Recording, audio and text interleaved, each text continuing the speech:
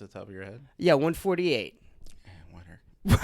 Here you go, bro. Thank you, bro. No problem. So, welcome everybody. This is episode 148. Yeah. Wait. Me grabbing like a baby, was that being recorded? Yes, that was Oh, recorded, man. dude. No, No, that's a perfect start to this. Okay, cool. You don't think so? I think so, yeah. Definitely don't cut it. Well, we have Kenny Buttons here today. What's up, guys? And we're here to fucking talk some shit, dude. So, like I said right before, I kind of want to just get into it.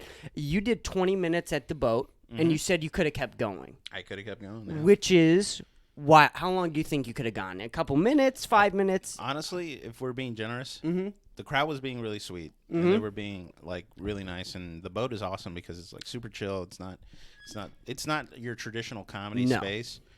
So I could have done 30 minutes because I still had 5 or 6 more. Like the way my notes is like every premise is just like a one or two words, and that's like a minute of ideas, maybe even more. And that's why I had way more to go.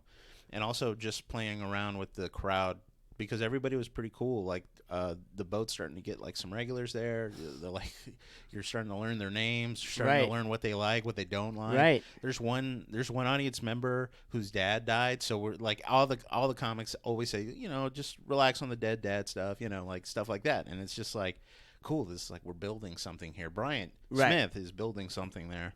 Oh, well, Brian shows up every fucking week. Yeah. He hosts that thing. He's very careful about who he picks and chooses. You can tell that he chooses the lineup carefully as well. And I think that it was genius of him to give you that 20-minute spot. Yes. This, when he told me I was going to do 20 minutes on our nation's tragedy of 9/11. I forgot that it was on 9/11. Yeah, I didn't. I mean, he told me maybe like a month and a half. Right. Or maybe 2 months. He gave me some time to really prepare, and I swear those 2 months I was hitting every mic I possibly could just to like polish, and get comfortable with the audience because I need to. I needed to, man. For as long as I've been doing it, one thing that kind of came to me recently is just the audience is there, and they want to be there, and it's okay to interact with them. They're not scary or anything. Right. But I'll admit it. I don't like to admit it that sometimes I get nervous about the audience. I get scared about what they think or what they're going to do or what they're going to say. When in reality, it's kind of like being at a party or like just having some friends that you're trying to hang out with and trying to get to know. And then once you get that, the audience can, they're on your side. And that's what I felt like that 20-minute boat thing was like, building up to that moment was trying to get there. Right. I think that if you come out with really good crowd work, you can win them over really fast. Like that's almost the fastest way to win over a crowd is by talking to them. Yeah. Not ignoring them and sort of isolating them as some comics do, or maybe I even did right in the beginning. Right. And I think that's just an easy fuck up is to not acknowledge the audience. Yeah. And did you take any time off before this? So like what was your run streak? How many days did you drive to an open mic in a row, do you think? I think I took maybe Saturdays because Saturdays are kind of hard to get stage time. Excuse me. So yeah, Saturdays would be my day off. Technically, and maybe Fridays, but even Fridays I was trying to find something to do that was comedy related. Right. Or even if I couldn't get stage time, it was definitely going to go see something about, with comedy. And then I think a weekend or two I was like in Houston doing some, non-comedy things with friends and family. So, no, I would say the majority, I would say 80% of that 2-month streak, I was doing comedy of some sort. Good for fucking you, man. Thank you. Good for you. And I told you, because I booked the show shortly after I came back from Massachusetts, my trip, and I told you, I think I saw you the first week I came back from Mass, and I told you that me and Dom were going to hit 3 open mics per week, and that we were going to record 2 podcasts. And we did. Nice. And we did that until 2 weeks before the show, so I don't know how long. I think 4 or 5 weeks we did that. And then after that, I stopped recording podcasts because we had so many podcasts that we had recorded that I could take some time off, and I just hit open mics. And I did 12 days in a row of me driving to an open mic or driving somewhere to do stand-up comedy. It's harder for me to And you were doing this to prepare for the 10, right? For the 10. Yeah. 10 minutes. But that's not the only time. You were booked way more than that. Other than the boat. I saw that. I had 3 shows in a week. I couldn't believe it. I'm not jealous at all. Dude, I didn't know. It was so crazy because, you're going along this path of stand-up comedy, and, before you book your first show, there's this, do people even think I'm funny? Because you can't even get really in front of a good crowd, and I got in front of 3 pretty decent crowds, except the second one, which they were a good crowd. It was the drag show, and they didn't like me. They didn't.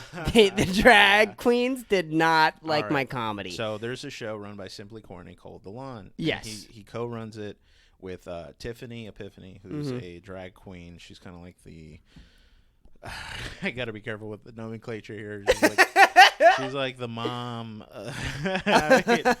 It's so weird, dude. It's like Tiffany is like the shit. That what the queens do are awesome. Yeah. But they have the jawline. Like, I am so jealous of their jawlines, dude. I cannot. Dude, I'm like, wow, those jawlines are immaculate. Oh. There was one drag queen who went up, did stand-up comedy through the comedy show. He came off. I don't know. And then they went up and they did 2 different performances through their drag shows. Yeah. They went up and they did 3 different fucking acts, which is 2 different art forms, which is crazy. Yeah, I am totally in the realm, or like I'm in my mind, dragging, or I don't even know. Dragging? Queening around. It's very similar to open mics, man, or like stand-up comedy, dude. Yeah, it's an art form. It's vulnerability. It is art. Like, it is art. When I first saw it, I was like, "Oh, this is really campy." There's just like dudes dressed up as women, lip syncing to music. But then I just kept looking closer and closer. I was like, "Man, this is like actually." They think about it. They're dressed up to the nines. They're wearing like stilettos and running around on an uneven ground. The high heels are the craziest part. Oh, dude, I've literally watched real women complain and take off their heels. They're just like, meh. And then these queens are just like, no. These are some tough bitches, dude. They do not fucking care, man. Let's fucking go. Yeah, no, they.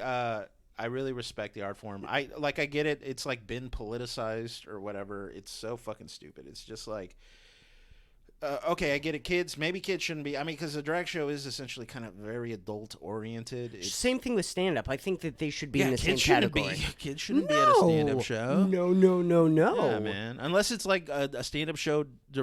Here I am making arguments. Unless it's like for kids. Right?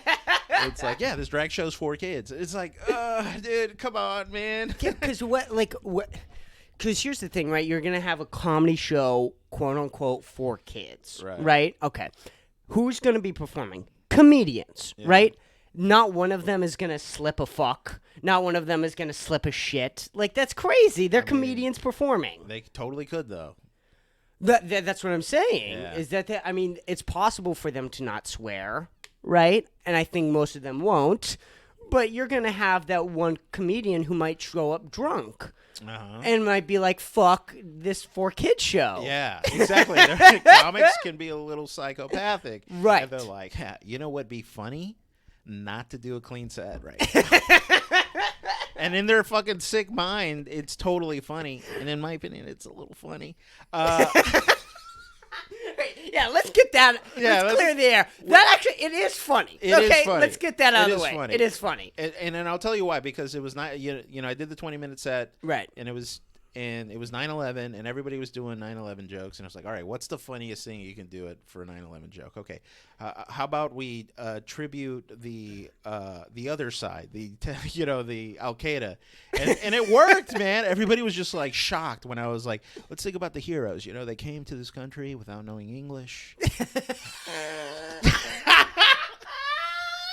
That's hilarious. No, keep going. Yeah. And so basically, I stood it on its head. I was like, let's think about these brave men who learned how to fly a Cessna plane and then translated it into Boeing 747s and like had the courage to order strippers and cocaine, and all that stuff. And so it was like, it's like sometimes when it's the opposite, it's funny as hell. Right. When you're like on the side.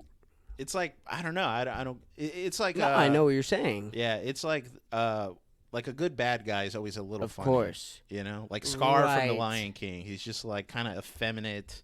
Yeah. But like, he's just like, nah, I'm gonna kill the king. And he's just like, right. Or even Lalo from Better Call Saul. That's a great example. Exactly. Or Javi from Ozark is another good example. There's a lot of these villain. Joker. I mean, Joker's the classic. Yeah, right. The classic where you're just like, yeah.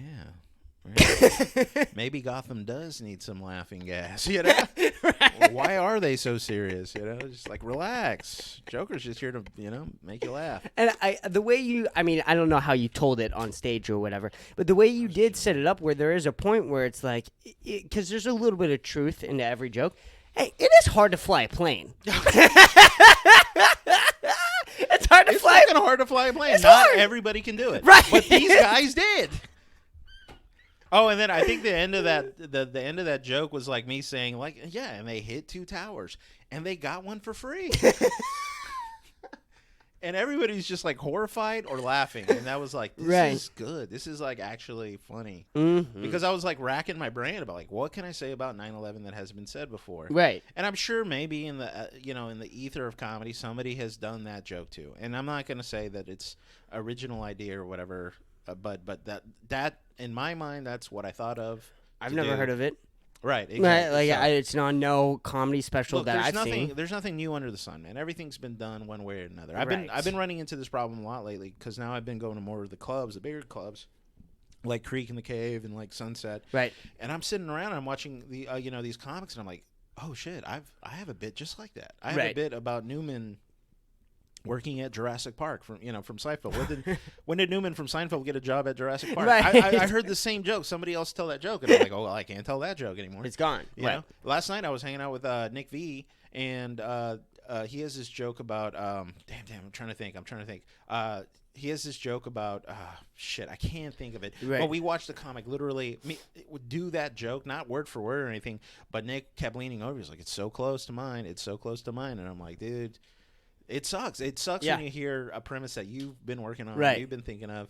I ran into that problem, too, at Banana Phone. So Banana Phone is a 1-minute open mic with a heckle portion at the end. Yep. And I remember I just had this throwaway joke that I just thought of. It was, it was just like, size queens need to be more specific about what they mean by big. Right? I just read, they like big, and I stopped reading. And, and then somebody, like, out of the crowd was like, hey, that's Ryer Cameron's joke. And I'm like, what? Right. They're like, that's Ryer's joke. And I'm like, okay. I'm sorry. I thought of this joke last week. Like, and I've been, telling it at open mics, and nobody said anything, but like somebody was like, hey, look, that's somebody else's joke. Or Heather something. Anyways, that's not my point. Sometimes you run into that problem of like same think or whatever. Like, again, not everything's been done before, some way or another.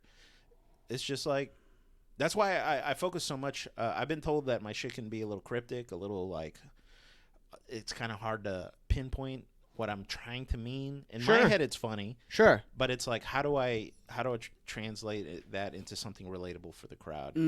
Because I'm trying to be as unique as possible, but also relatable. Sometimes in the middle. That's a hard thing. That's a really hard line to go on. Yeah, it's a tightrope walk. Right. And it's like, because if you make it too obvious, it's like, if you make it too cryptic, they're like, huh? But if you get it just right, it's ha. Yeah, that's such a perfect way of saying it. Dude, it really is a tightrope walk, and you're either amazing the crowd or you're falling off, and you look like an idiot. Right. And that was sort of, I mean, that was always the beef with Carlos Mencia.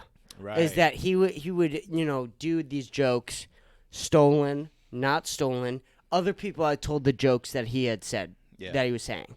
And then you would confront him about it and be like, well, what? I thought of it, so, like, what's the big deal, really? And that's where you and me understand, like, no. If somebody has that joke, somebody has that joke. Yeah. You're done. You lost it. I think the most egregious thing he did was, like, to fuck other up-and-coming comics. He would do the premises that they're doing, and then the comic will get up there and just be like, ah, shit, I mean, Carlos has already said kind of my jokes.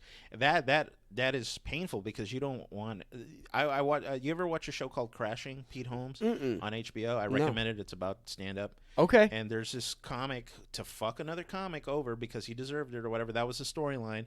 She basically did his whole jokes, and then like before he got up on stage, and so when he gets up on stage, he's just like flabbergasted. He just got totally railed because a comic works super hard to have premises and thoughts and ideas. And if an audience has already heard it, they're not going to be impressed or like laugh at something they've already heard.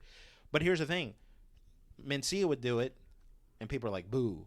But Norman McDonald would do it as a joke, and it would be like, that's funny. To fuck with other comics. He would do it because that's Norm. Like, Norm is such a jovial kind of character. Right. He would do it anyways, and people would be like, "Well, he's just trying to make the feature comics more, more powerful or like stronger, right? To have new ideas or whatever." So it is a weird place to be. I personally never even found Carlos Mencia that funny to begin with. Right. So I really don't have, but I love the lore. The Comedy Store, Joe Rogan, Bobby Lee, Carlos Mencia. Oh, of course. Just everybody coming in and out. I remember watching Ralphie May talk about it in this Comedy Store lesson thing, training, and he's like, and I like the way he dealt with it. He's like, hey, look, we're all in this business. I'm not going to say anything. I think what Carlos does sucks. I also think what Joe Rogan did sucked. Call him out. Why would you call out your fellow coworkers? Because it's so bad. And I agree. It basically ruined Carlos Mencia's career. I mean, Joe Rogan essentially pretty much made it to where Carlos couldn't make any more money anymore. Like, because Carlos Mencia fell off so hard. Yeah. Whether or not he still tours and all that stuff, he says he does. I think. Did you ever watch that the Tiger Belly interview? Yeah, I was just about to bring that up. But like ever since then, boom, he just like fell off. I'm sure he made his money, but like the mainstream success he was seeing was pretty much poof, disappeared. Right. Well, I was about to bring up the Joe Rogan thing, obviously, where is like this is just something that I've witnessed watching comedy is. The big moments, and I think I might have even brought this up with you, is the big moments in stand-up comedy are like moments. They're not like, what's a big moment in film history? Okay, well, it was when The Shining was released, right? Or maybe when Star Wars was released. What's a big moment in music? It's like when Michael Jackson dropped an album.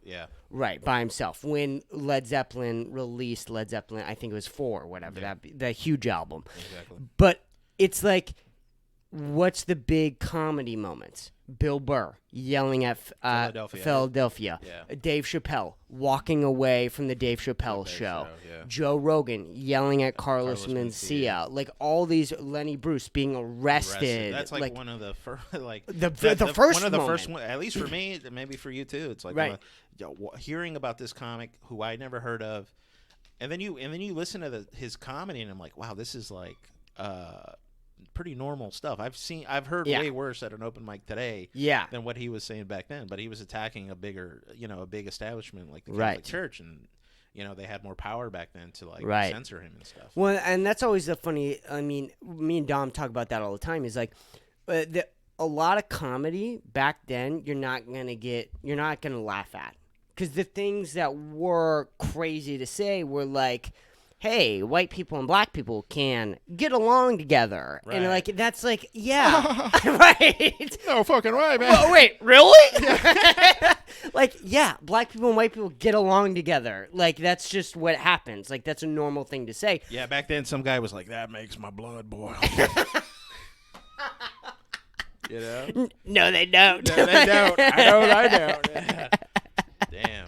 It's so true. A very poignant Right, thing, and that was and Dom always talks about it because his favorite comic historically is Richard Pryor. Yeah. Because for whatever reason, he's still funny. You'll still watch his stuff and you'll still laugh.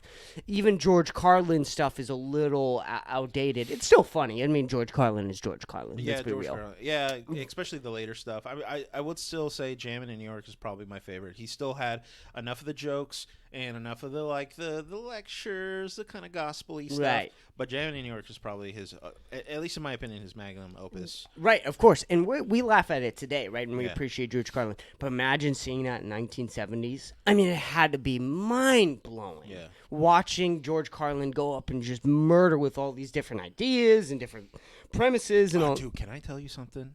Absolutely. So not too long ago, my friend Sandra Zito, she hooked me up, dude.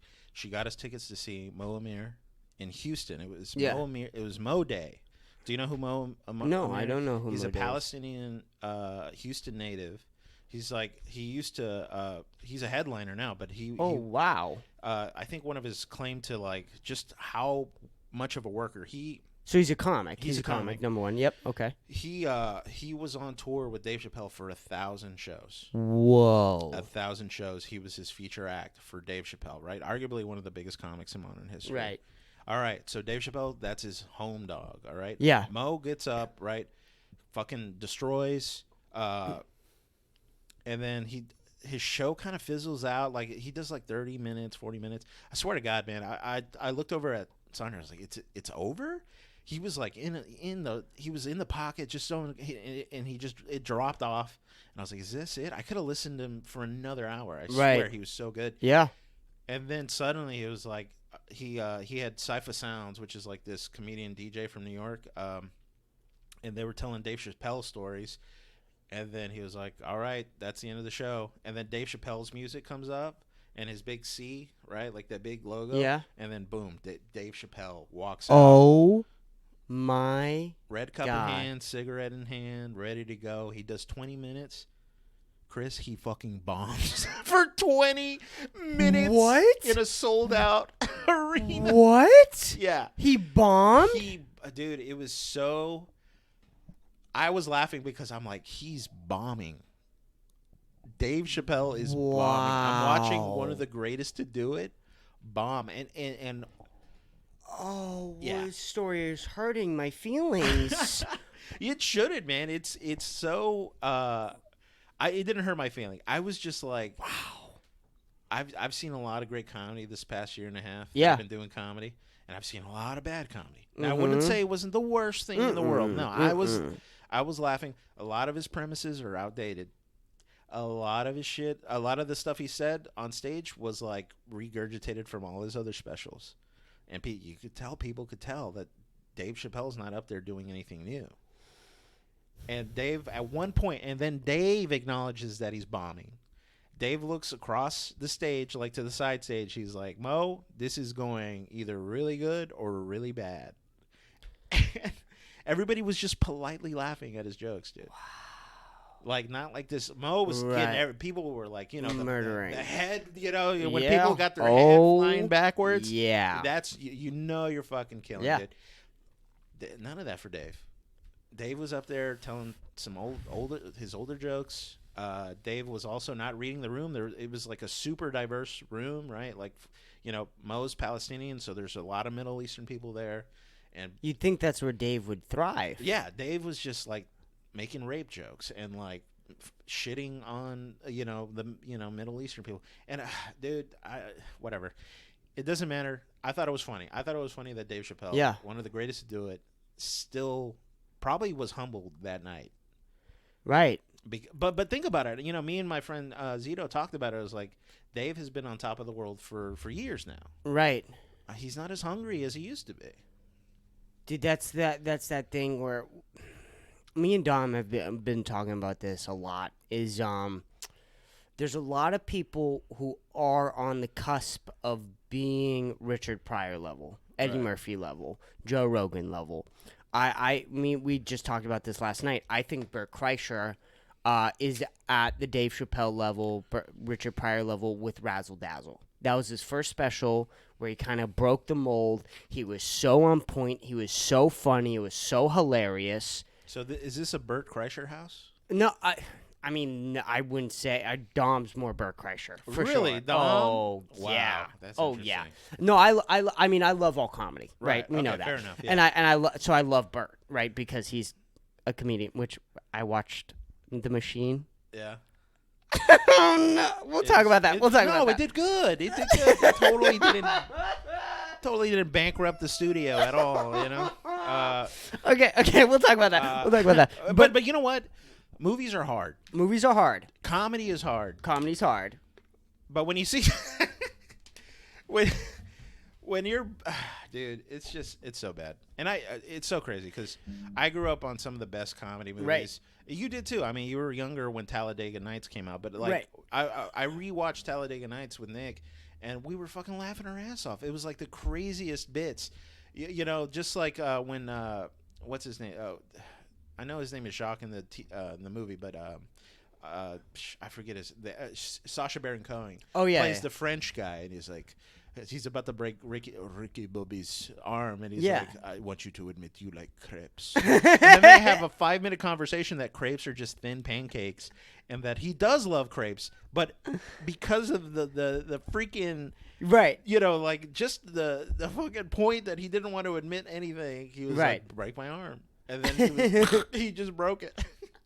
And I'm like, dude, that is so like. Well, it just still stands up for me, at least. Yeah, I mean, a lot of those movies still stand up. Yeah. The '90s and 2000s, I think, had the best run of it, and I think Airplane that came out in the 1980s sort of started it. Yeah, which I really like Airplane a lot. Yeah. That one scene where they recast the person mid-scene is still one of the funniest scenes I've ever seen. Yeah. Oh no, that is so crazy. And movies won't do that anymore, no. man. Well, and then I watched a podcast where Andrew Santino went on his producer podcast, and they talk about their favorite movie. And Andrew Santino's favorite movie is Dumb and Dumber. Yeah. And they talked about how that police officer scene with the beer where he pissed in the bottle. Yeah. That was it. That was the only joke, right? Of the whole scene. And that cop is a comedian. Like, he's a really killer comedian. I forget his name or whatever.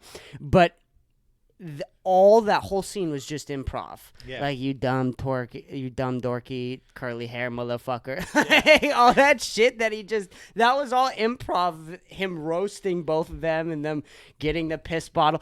Like, the piss bottle, the piss beer where the cop drinks piss. And the cops thinking, like, he's such a tough guy. Like, he's because cops can be that way sometimes. They're like, you know, they have that authority, and you really can't do or say much, you know, unless you want to, you know, have a never mind. You know, just end up on the national news. Right. So you don't fuck with cops. You try to avoid that. Right. So him drinking the piss is just like, it's fucking amazing. Yeah, absolutely. And then you watch like the remake, not the remake, but like the supposed sequel of Dumb and Dumber. Yeah. And I walked out of that movie because it's like, how do you capture the essence of that first movie and then try to regurgitate it? Now they're older and sadder, and it's just like, it's not as funny. It's like the perfect time and place. Jeff Daniels is not traditionally a comedic actor, right, but like he went in there and he put all of his acting ability to be this character, and it was fucking, and it worked. The dumbest guys to ever exist, and you're just like, I believe it. Right. Because these guys are fucking idiots. Yeah, and they exactly. do things that are fucking idiotic, and it's just like, it's perfect. And Dumb and Dumber is the perfect name for and it. and also, what was that? I was about to say something. The studio wanted that movie to fail, which is also like one of the greatest stories of all time. Is that movie is supposed to be terrible. They didn't want to market it. The studio didn't want to give money to it. They're probably ads. disgusted by it. Yeah, it was like a gross. There was gross out humor in it. It was dumb. It was literally a dumb movie. Yeah, but it's like, That's the problem with audiences and like the machine that runs these movies. It's like they're like, this isn't gonna work. This is gonna work. But what they don't realize is that the audience, you don't know what the audience is gonna want. No. And the audience at the time and place wanted something that dumb. And it was perfect. When there was a lot of movies back in the day throughout the 90s where they bombed in the box office. Yeah. But it didn't matter because you had the DVD. And then they would kill on the DVD sales. Absolutely. And then, that director or whoever would get, and that happened with Seven. I know that happened with Seven, where Seven kind of bombed box office, and then it grew in popularity. As cult classics, they call it. Right. Yeah. You had... Reservoir Dogs. Reservoir Dogs didn't do good in the box office, but spread word of mouth, it became a huge hit. Yeah. And I wanted to get back to sort of that cusp of comedy, because we were kind of talking about that there. But me and Dom were talking about, like, who's on the cusp of, like, stand-up comedy, who's preaching, like, the GOAT level. Mm-hmm. And we were like, because you were talking about Dave Chappelle not having the hunger anymore, right? And that's that level where I think... What's his name? Why the fuck am I forgetting his name? Do you know what he looks like? Yeah, he's Kevin Hart. God, Jesus. Right. Kevin Hart.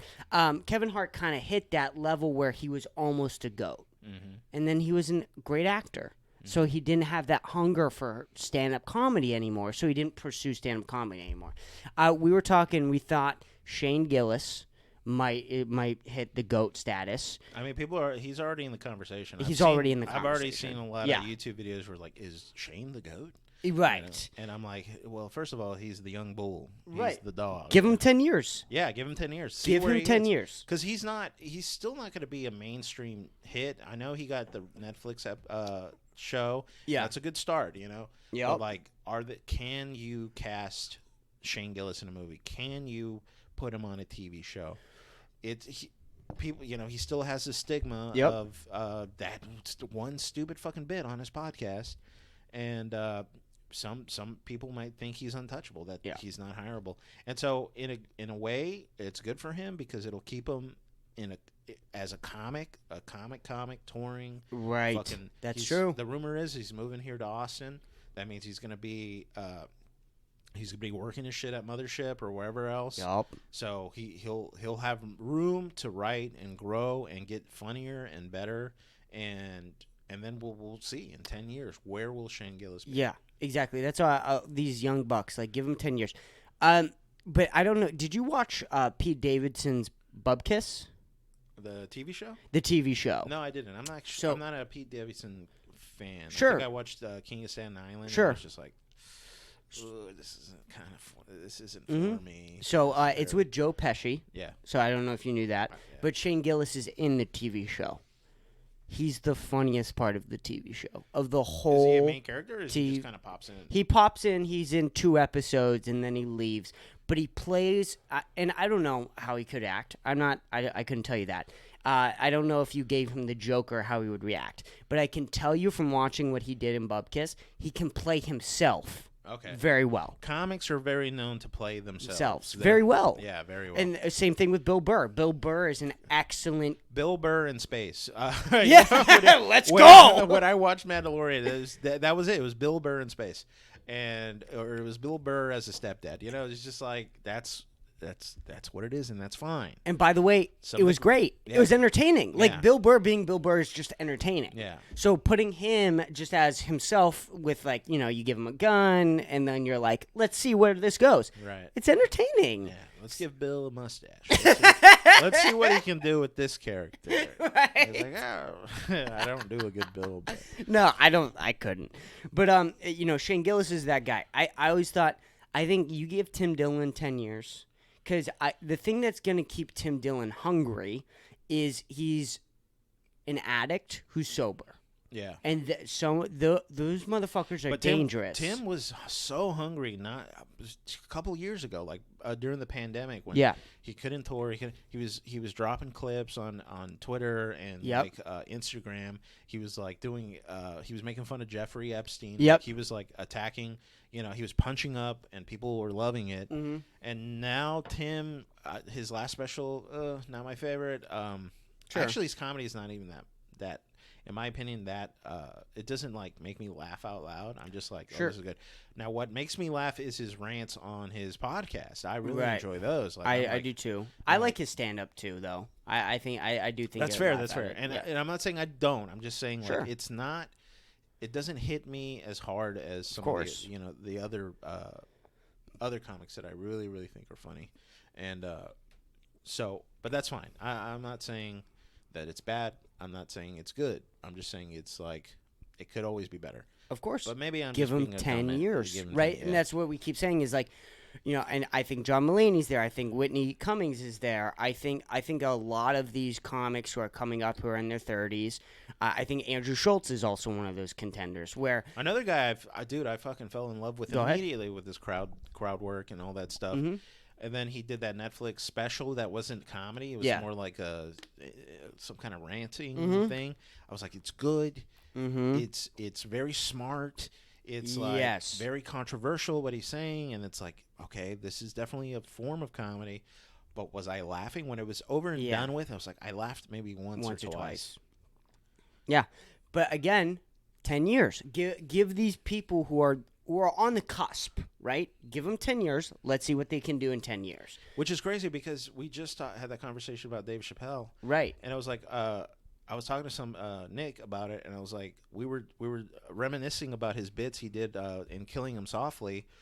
Yeah, fucking his, at least in my opinion, his magnum opus of comedy.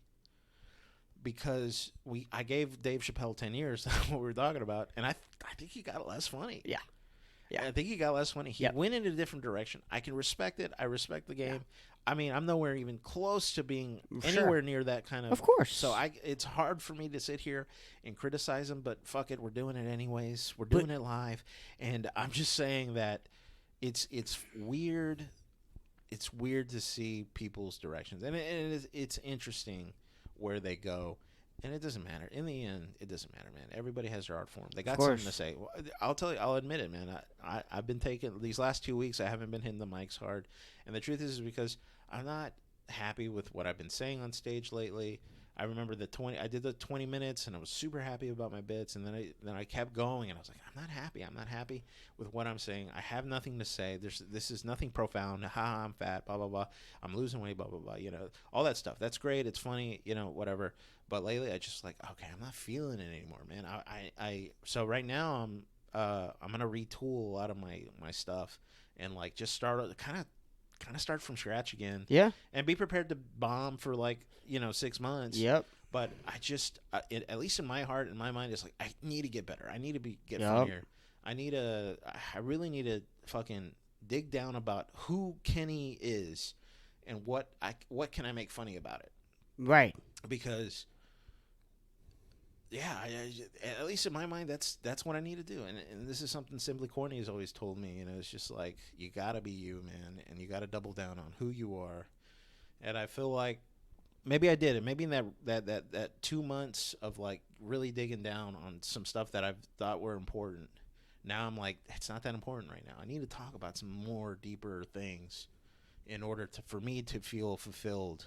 Right. And what I'm sharing with audience members. Well, I think that's a very healthy perspective of having stand-up comedy, and I also think that you were talking about we shouldn't criticize Dave Chappelle, and I don't think that you necessarily are criticizing Dave Chappelle, but I think that it is important for you to watch, quote unquote, the king, watch what he's doing, Dave Chappelle, and then going, hey, I actually don't like what he's doing, and then you apply that to your own life. That's a very important thing to do in life, is look at what others are doing, and then do you like what they're doing? Do you not like what they're doing? And then course correct, which is what you're doing, I think, which is very healthy. Yeah. And also, I just think, you have to be really balanced for stand-up comedy. So if you're feeling burnt out from stand-up comedy, it's probably because you are. That's the thing that I've started to learn, is that if you feel burnt out from stand-up comedy, you probably are burnt out from stand-up comedy. And it might not be a bad idea to take a week, 2 weeks, right? But right, because you're not a bitch, right? Right? Hey, you, man. You're going to step up to the plate again. Yeah. And that's all that matters. Yeah. Is that you're thinking about your bits, which is why I like having a podcast. Yeah. Right? I do all these podcasts, get burnt out from podcasting, switch to stand up, do a bunch of stand up, get burnt out from stand up, switch back to podcasting, and then you get that creative muscle going. Keeps flexing, yeah. Right. And what I will do, even though I'm not performing, I still go out. I still go out to the clubs. I still go out to the open mics, and I'll hang out. And I'll just talk because it's so nice to be with friends and like people, because I don't want to lose that either. I don't want the brotherhood and sisterhood of comedy is important. So I'll still do that. These last 2 weeks I haven't been like spitting out a bunch, but I will drag myself out. And it's not even a drag. It's nice. It's nice to go out to see some friends and faces and just talk and hang out. And then if I don't get up, I don't get up, and it doesn't matter. I go home happy to know that I actually went out and I got to see some friends. But this week coming up, I'm definitely like I said, I'm retooling a lot of stuff. I'm gonna try out some stuff and then and get back at it because like you said, I did get burnt out. I will say this: you heard what happened with Nick Roach, right? Yeah, I didn't know when we were going to talk about that, but yeah. I heard we can talk about it now. Nick Yeah, Roach. Let's bring it up.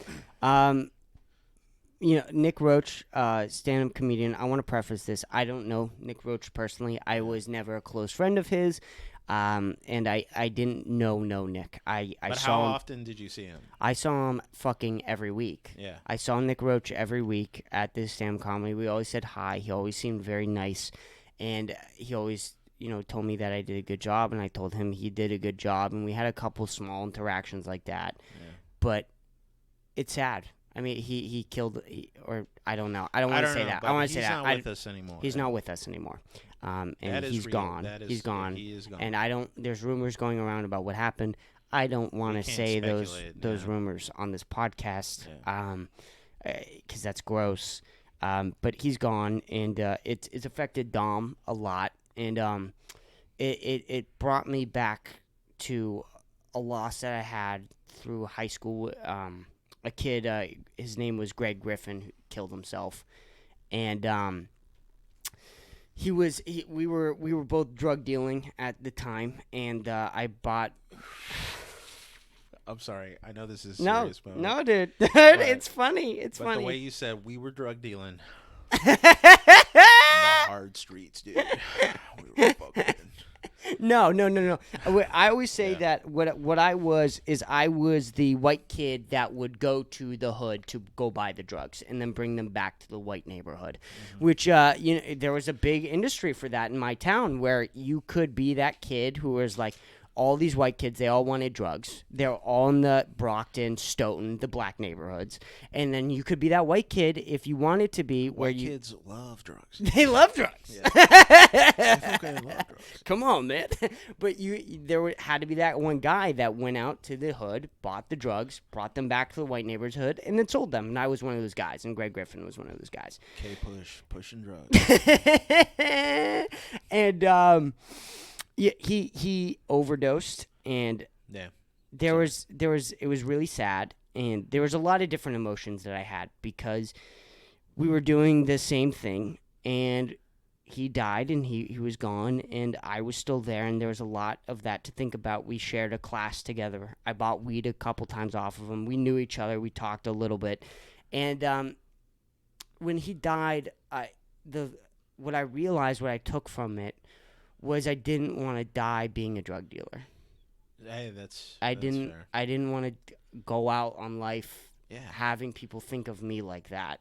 Yeah, and judge it, and you're so young anyways, and then on top of that, you were younger back then. Right, 2 years. So your friend was that young. Right. And that's like that's a life gone. And it was the Greg Griffin. I don't really talk about this with most people because it's such a messy.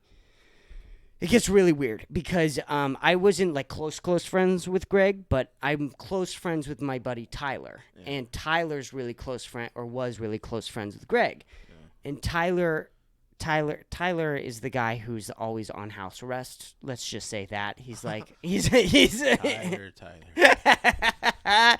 And he knew the guy who laced the drugs, who sold it to Greg and killed him. Oh, this is like what was his name? That Yeah, the comic who died in L.A. Are you gonna say? No. It's that rapper dude, Meek Mill. No. Yeah. The white dude. What's his name? Mac Miller. Oh, Lil Peep. No. Oh, Mac Miller. Yeah. There's like a rumor floating. Well, no. I don't think it's a rumor. They actually arrested. Yeah, I think they got the guy who laced the drugs, which is insane. Insane. I mean, it's completely insane. But I thought drugs a lot. Are supposed to be fun. I know, guys. dude. Come on, why are we lacing them? Why are we lacing them? But dude, stop. I thought about that death a lot, and the Nick Roach death is sort of it because Dom never had anything like this. Where I mean, it's not super close, but you're doing the same thing. You're in the same community. Oh, it's affected everybody. It's affected everybody. The day I remember I came home. So I want to talk about this later too. Me and Nick V have been.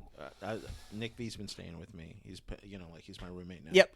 So there's a lot of adventures in that whole thing. But anyways, yeah, I remember I came home and Nick does this prank where he's like, "Oh, I burned down the house," or like, my dogs are dead or something.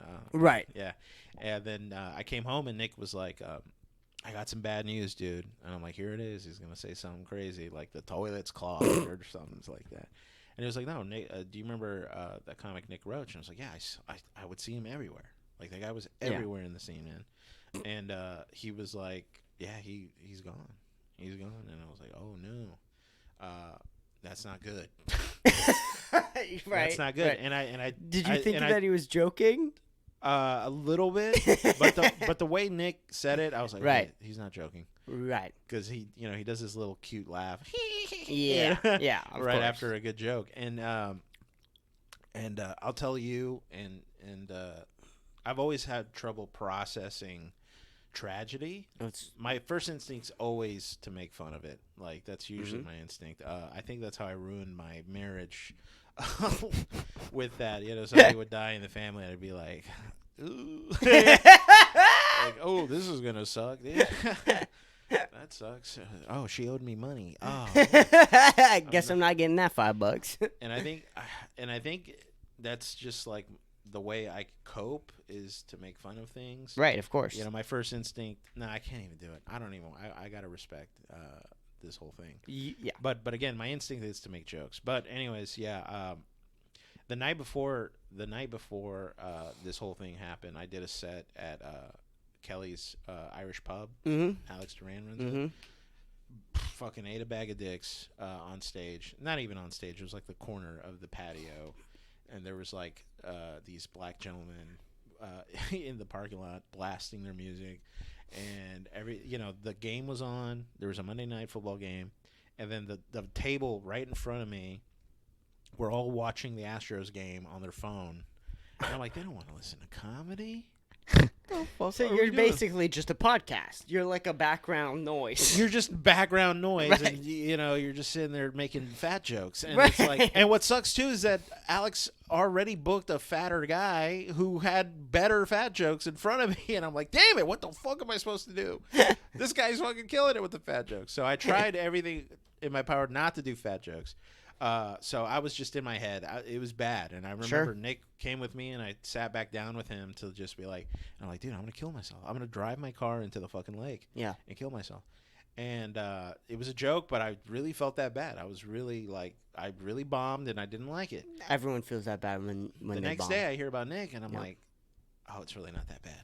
Yeah. I mean, this guy was seriously, the guy was a roast battle champion, which is like, that's high honors. There's a lot of good roasters in this town. 2, he was like opening up for David Lucas, so he's like a rising star on top, Mm-hmm. And I'm like, and whatever happened to him, it's like, he was, and at least in my mind, successful. So it's like, it's never that bad with comedy. No. You can always bounce back. You know what you can't bounce back from is death. You can't bounce back from that. Yeah. And that's what, Dom was saying that too, is what really affected him is he thought if he was in his position, he would be fine, always happy, always good, always go lucky. And I don't think that's the case, man. Dude, it's tough. It's tough, man, but he is right. I mean, when you first started doing out comedy, if you ever even thought that you could get to where Nick was, it's amazing. It is amazing. Yeah, I'm sure. The first time you went up to him, freaking world. yeah, but it's still not going to be that way. It's not. You're not gonna find satisfaction in success. No, and that's, I mean, there is satisfaction that comes from success, but if you bank all of your happiness on success, you're gonna fail. And that's sort of, what I've been trying to tell Dom and, talking to a lot of my friends about is, make sure that you have a really balanced life, because that's what comedy is all about, is, be successful. Yeah, show up to the open mics. Yeah, right. Do all that. You need all of that, for sure. But work out, eat healthy. Try and be sober. Which I'm doing sober October tomorrow. Congratulations! I'm doing 25 days because my 25th is my birthday, so I'm cutting the last. No, you gotta fucking push through, dude. I'm not doing it. Come on, and my first time. I'm 19. Get ripped. I'm not doing it. Get ripped. Wait, you're turning 21? I'm turning 20. I'm turning 20. You little baby, dude. I'm such a baby. Because people always forget my age when they start talking. You shouldn't be getting. You're legally not allowed to get ripped. Right. So what the fuck are you doing? Whatever, dude. I'm being a Debbie Downer. No, dude. Can I get another water? Oh yeah, good. Dude, thank you. Get as many water as you want, bro. Thank you, bro. No, I because I have problems with alcohol and marijuana, and I want to fucking clear my shit up here a little bit, and it's been out of balance. And I'm fully aware of that, and I need to clean my act up a little bit here. Damn, wow. Well, you know what? I would, when I was your age, you want to talk about out of balance? Right. You don't even want to know. Well, I mean, dude, I was going back to my whole drug dealing phase was I was so crazy. Yeah. I was so crazy, and knowing that I can get that crazy, it's a little scary because it's not. Well, you're younger. You think you're gonna live forever, right? But you realize I'm not. Well, I think it was Greg Griffin, and I mean, I think Nick probably is helping with that too. Is that people fucking die, man. People fucking die. And do you want to go out not being the best that you could have been? Absolutely not. One of the reasons why I'm fucking working out and taking care of myself, so sober from alcohol. One of the biggest drivers of that is I want to live longer, because if I don't take care of my body, I won't be able to see myself how far I can get with comedy. Right. Because if I kept up my lifestyle before, when I stopped drinking and all that stuff and eating unhealthy, how much longer could I have? I'm fucking huge, dude. I'm fucking huge, and I'm in my fucking mid-30s. There's no fucking way. I'm not Bert Kreischer. I'm not fucking, I don't have any genes. It fucking hurts to drink. It fucking hurts to eat bad. Especially the older you get, the more and more it takes a toll on your body. Yeah. And it's if I kept this up and try to do comedy and try to fucking have a career and try to fucking have a social life, dude, I don't think I could, I'd be lucky if I made it to 50. Lucky if I would have made it to 50. And doing stand-up comedy, I mean, that's a toll on the body of itself. Oh, yeah. Staying up late, losing sleep. And on top of that, I'm trying to do it comfortably with a job and all that stuff. And I'm very grateful, because I see a lot of comics, they don't have a typical job or normal job.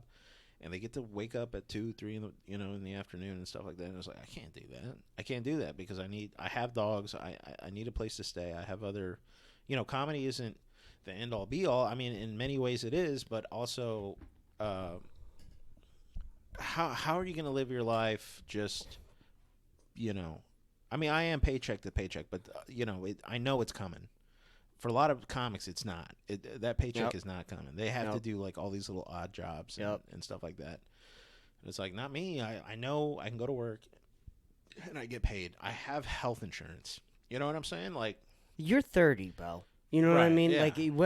I can get by with doing an odd jobs, with doing a couple weird shit and stuff like that. But I mean, I'm approaching my 20s, right? You're in a completely different outlook of life. I'm a fully formed man, right? In a way, yeah. Right. I had a whole life before comedy in a weird way. Yes, you did. No, of course you did. Marriage, dogs, almost kids.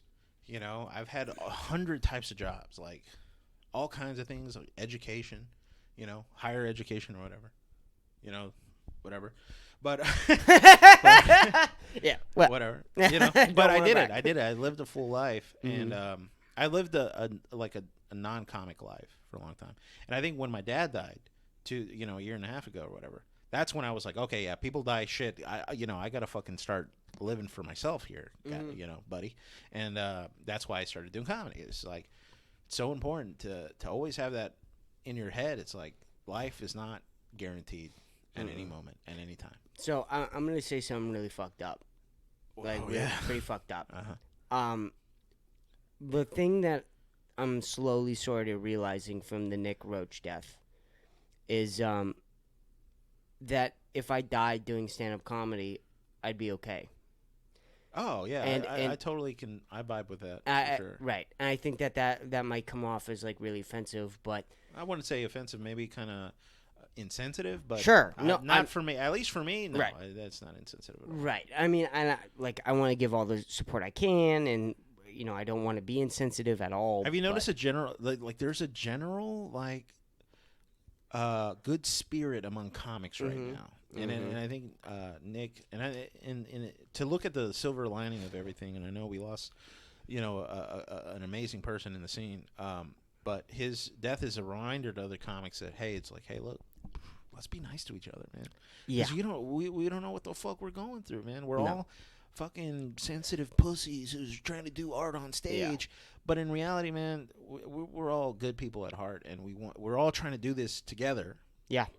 And it's okay to be a little vulnerable to a stranger or like a new comic or a comic you've seen around but you haven't really talked to because you're nervous around them or they're higher up in the ladder of success. But it's okay. It's okay to talk to an open micer. It's okay to talk to a headliner. You're like, it's fine because guess what? We're all in this together. We're all trying to do the same fucking thing. Right.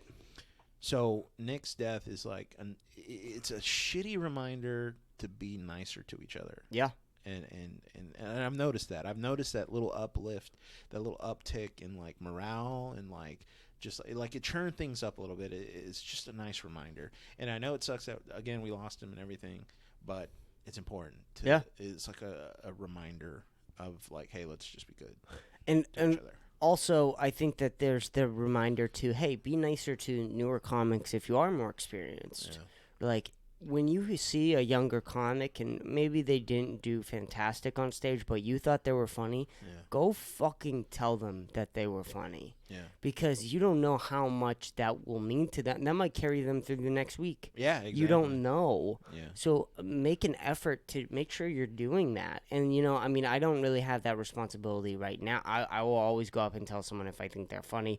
But I don't think anyone looks at me as oh, look, he's the older veteran comic here, they know I'm around and they respect me, but they're not oh, I would love praise from that guy, right? Yeah.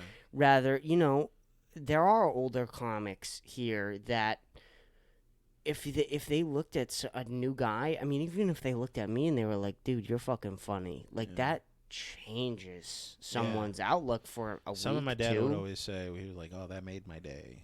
And it's let's make an effort to make each other's day, and and it's great.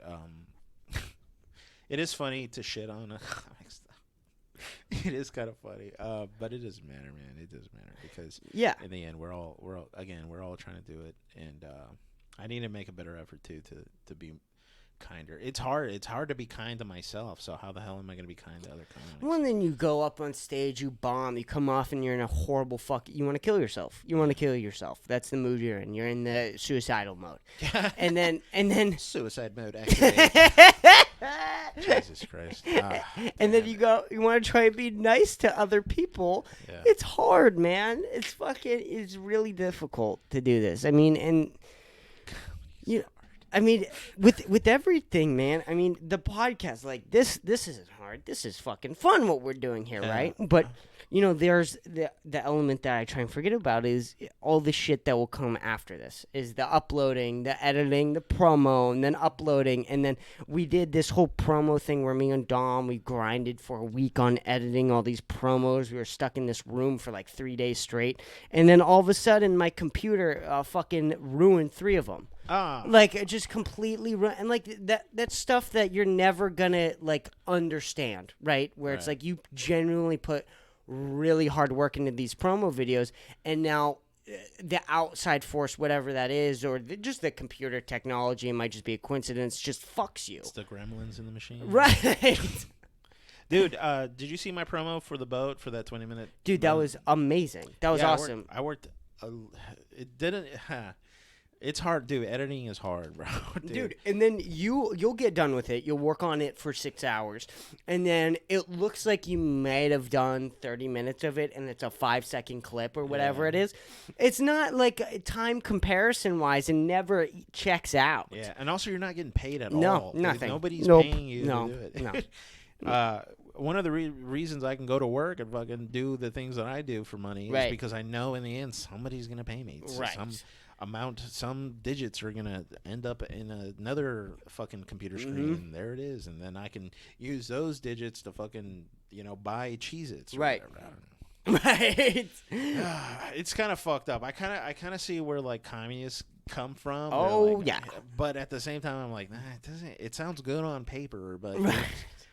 This is not, dude. Everything. I'm a big believer. Like anything worthwhile is fucking hard, and comedy is one of them. Fucking working, living in this country. Something about this country is so special is that, it kind of does suck when you look too closely at it. People are broke as hell, and like everybody's in debt. But at the same time, the heights you can reach here are spectacular. So huge. Because if you put in the more work, the more will come back to you. And it's like in other countries, I don't know how it is. I'm sure it's kind of close, but not in this country, dude. You can be fucking under the bridge, snapping your fingers, talking about, Legos. Or you could be living in the fucking high rises of Austin, right? And it just and also it's all a gamble, and also it depends on who you were born, what kind of you were born. Yeah. But I've seen people get born. No, I know what you're I've seen people be born. God, I sound retarded. I've seen people were born with like silver spoons in their mouth, and they still fucking fuck it up. And those people, I laugh at because I'm like, dude, you had your life. You had it. You had it, and you dropped it, you dumbass. What the fuck are you doing? It's crazy. I don't know. And I think it all comes back to like hard work, and it always does. But those people born in silver spoons in their mouths, they don't understand the value of hard work. And so I think when they drop the ball, they actually get confused. Sure, if that makes sense. Like there's almost like this realization of like, wait, what? Like, what do you mean? I work? Like, what? I thought I was working. Right. Like, no, you weren't working. Negative bank account. when I fucking screw up and and then a consequence happens, I'm like, yeah, this makes sense because I'm an idiot. Right. I'm a dumbass. And people in the opposite spectrum, they are confused. They're like, what's going on? Yeah. My 401k is not working. Right. Jeffrey, the butler. Get the butler. But I mean, that was sort of the same thing with my roommate, which we don't really need to go into. When we told him that we were kicking him out, where he was like, "What? Was he a silver spooner?" Oh yeah. Wow. Yeah, like real silver spooner. I can't relate to those people. I mean, I had it a way more than other people. I'm not gonna sit here and be like I didn't have any help. No. Did you have a mom and dad? I had a mom and dad. Did they ever divorce? Nope. I mean, dude, you're like at the top 10%. Yeah, that's what I'm saying. Like at least the top 50. Well, I don't know. It depends. Yeah, I mean, my mom was an alcoholic. My mom's kind of so crazy. A little percentage down. Yeah, okay. my dad. We. What was it? What'd your dad do? My parents weren't. Well, my dad didn't do anything. My dad was excellent. He's got secrets though. He's got secrets. Got secrets though. And my dad, My family grew up really, really poor. Not me, but my mom and my dad. They grew up like crazy poor. Yeah. Crazy. How poor are we talking about? We're talking about hamburger helper. We're talking. Without the hamburger? I think so. Just helper. I think spaghetti every night. My mom was a child of 4, and my grandpa was an alcoholic who would come home and just beat the shit out of them. My dad would. No, it's funny. My dad had his parents divorced, and then my grandma was a little cray-cray and married, got remarried, and, it wasn't great. Okay. I mean, they didn't grow up great, so I don't think that they understood necessarily how to raise a kid properly in, like, a healthy environment.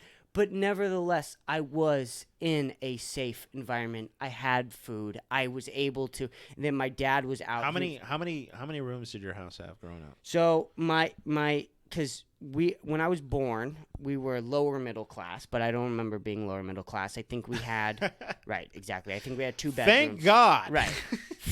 Christ. Yeah. Avoided that bullet. Yeah.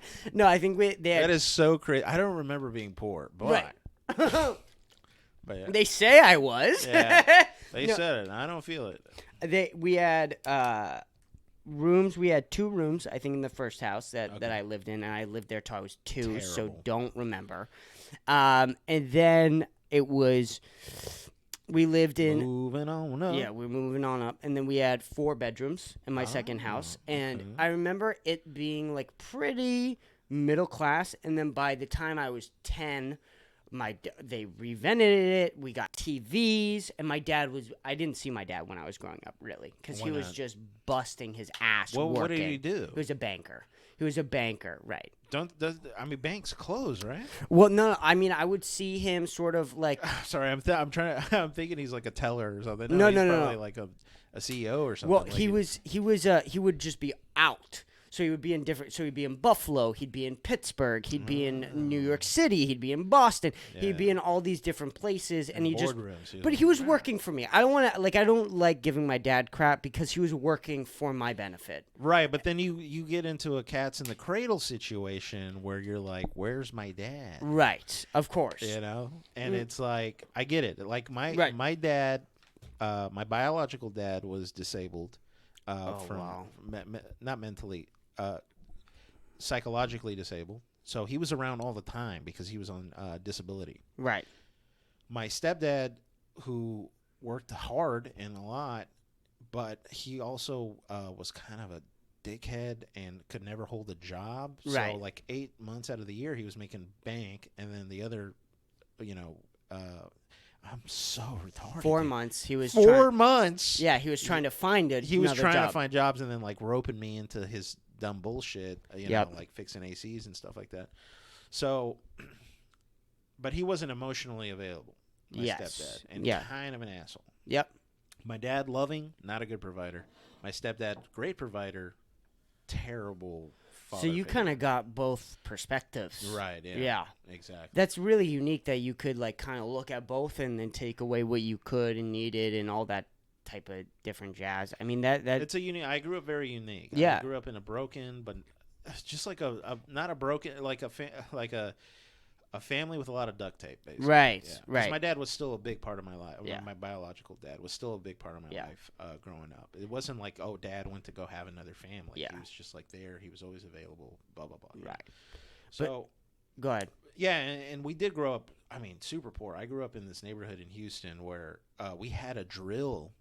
If we heard gunshots, my mom would drill us to get on the floor, crawl into the bedroom, and get under the bed for like an hour or 2, or until mom got home or whatever.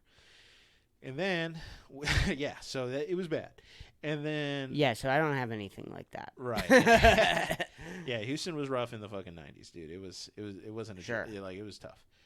Especially in the neighborhood we grew up in, because the gangs were still like there, and then they cracked down on the gangs and stuff. Right. But before they even did that, we moved further outside of Houston into the suburbs, more out of the suburbs, and then we had a house that was 3-bedroom, 2-bath situation. But the house was foreclosed and they got a good deal on it because they ripped the AC unit out. Oh wow! And so like for the first year, like we didn't have any AC. We had like those window units and stuff. Right.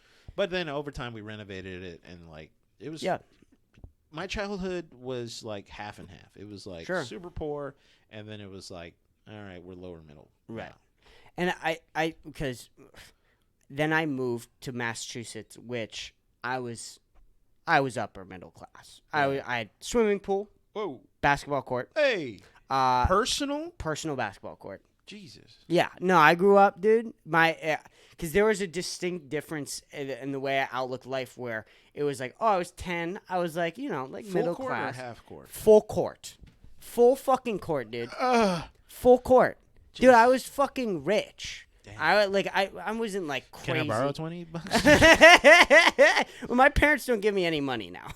Oh, they don't? No, not really.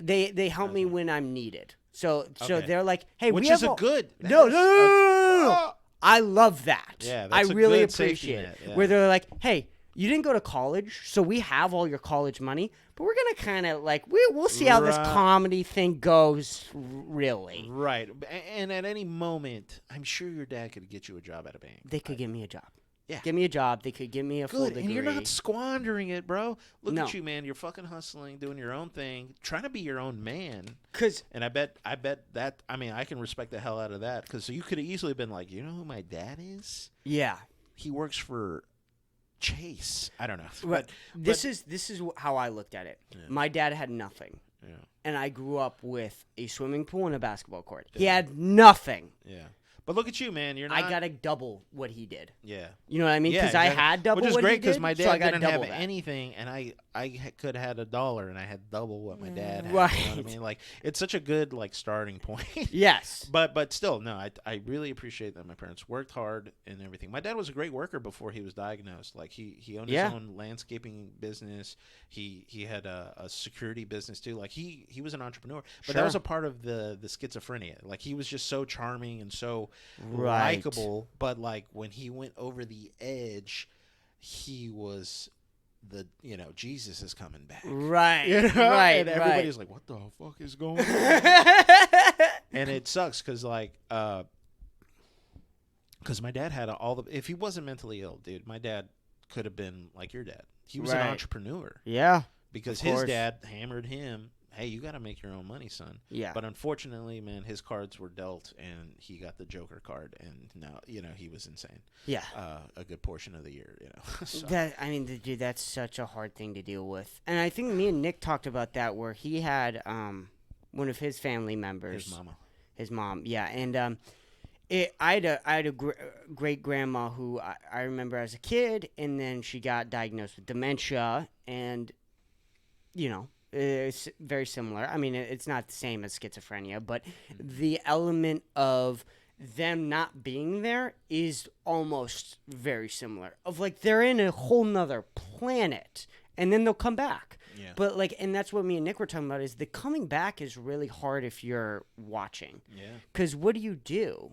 Because you want to be like, hey, should we talk about how you thought Jesus was coming back? Very true. I'll give you an example. Travis LeBrec, you've seen him around, right? Yeah. Yep. He had his troubles a couple months back, and people. But I made an effort to like, hey guys, I told everybody in the scene, Travi was a little cuckoo, but he's back now. He's back. Let's not ostracize. He has the podcast, right, that you went on. Mm-hmm. Yeah, that he lit. Yeah. Okay. Yeah. Let's not ostracize him. I know he went a little off the reservation, but he's back, and he's good now. Bro, comics go crazy all the time. We gotta accept that as a some comedian. I'm not gonna name names or anything, but some comics were like, I don't know. I was like, dude, don't, and I told Travis, because I know how it is, right? Mm-hmm. I had my dad, and I had my little brother who had the same thing. And when you, how do you come back? Well, you need a support system around you. Yep. You need people that know what mental illness can do to people. Right. And to me, it wouldn't surprise me if you told me you had a mental episode and you did X. Yeah. I'd be like, yeah, that sounds pretty normal. Yeah. In that situation, and I wouldn't be like, oh, I'm not going to talk to Chris anymore. Right. That's what I did with Travis. It was like, right. I get it. I've seen it happen. Yeah, and then get out. Glad he didn't get hurt or like any worse. I mean, he ended up with a freaking ankle monitor. Yeah. For like months. Well, that's what happened. That's kind of what you get. Yeah. Well, for going cuckoo. Right. But I mean, that's the best case scenario. Of course, it's the best case scenario, and also, I mean, you got to learn to get out of the way. When you see someone going down that path, don't if they're not gonna be willing to take your help, get the fuck out of the way. Because my girlfriend, she had a crazy episode where she got hooked on coke, and that coke bug, that's a real fucking bug, man. That's a real fucking bug where you see someone get hooked on coke. I love you guys. They're yeah, right? We're so cute. You're sweet. She's sober for 500 days. 500 days. 500 days sober, no coke. Wow. Oh, I think over 500 days now. Dude, that's a long 500 days of summer, dude. Coked up, dude. No, she's been sober, but oh, wait, I'm sorry. Yeah, no, she's been sober for 500 days. I mixed up being sober. No, right, of course. Right. But anyways, she was gone for 6 months. She was just gone. Yeah. And you can't. I mean, we were friends. We weren't dating at this point, but you got to acknowledge it. And then she was done. And when she was done, she wanted to get better. I was there. Yeah. And you have to be there for that person when, I mean, that coke bug is very similar to that going crazy drug. Luckily my friend, she's sober now. But man, she still struggles with the temptations for sure. Yep. And she's older than me, and so like she had way more life experience. She's been doing coke probably longer than you've been alive. To be honest. Not to like age her. No, or of course. But yeah, I really respect her journey into sobering up from cocaine. I love this conversation. I don't want to interrupt it. I have to pee so bad, and we've been recording for an hour and 15 minutes. God, that went by so fast. I swear to God, we've been recording for 20 minutes. Yeah. So let's take a quick pee break, and then we'll be right back. And we are back, ladies and gentlemen. Me and Kenny Buttons are here, dude, after a nice pee break, dude. I'm so sorry, bro. I had to pee so bad there at the end. So I couldn't help hearing you giggle after your piss. Dude, I was laughing. I was literally in there, like, laughing about how bad I needed to pee and how good it felt. Like, that might have been the best pee of my entire life I just had. Yeah, good piss is like an inside scratch of an itch. You know? Oh, like yeah. It hits the spot. Bro. Just letting your bladder walls touch each other again. They were like, they're like, your bladder walls are like, two long lost lovers. And then you piss so good, they kiss again. Dude, I was just thinking we were just talking about, like, mental health and all this sad shit and Nick Roach, and now they tune back after the break. They're like, what are they talking about? Oh, peeing. Yeah. Hey, baby, we're comics at heart. Hey, everybody. But where do you think your heart in comedy is, man? My heart in comedy? Yeah, man. What makes you fall in love with this game that we play? I've been thinking about this a lot because I love directing. And I always said, I remember, we've talked about this. Movies. And I always said, like, okay, but why, like, what about it with comedy that you really love? Like, what about it that you love more than maybe even movies? Like, what about that excites you? And I think it is that there's always this saying, art's so objective. Art is this, art is that. It's up for interpretation. Either the audience laugh or they don't laugh. Yeah. There's no, like, blah, blah, blah. Did they laugh or did they not laugh? Yeah. It could have been a bad crowd. It might have been a bad crowd. So then you can go test those jokes on a good crowd. But the reality is that if you go to a good crowd, if you go to a sold-out show or whatever, and you bomb, you suck. There's no, you might not suck at comedy, but you suck then. Yeah. And you know what I mean? Like, there's no arguing around that. And then if you went up and you murdered, you did it. You did it. Good job. Like, there's no, like, there are things in film that will be underlooked, and then there are these really crappy films that I think are bad that blow up and everyone loves, right? But with comedy, you can say it's good or you can say it's not good.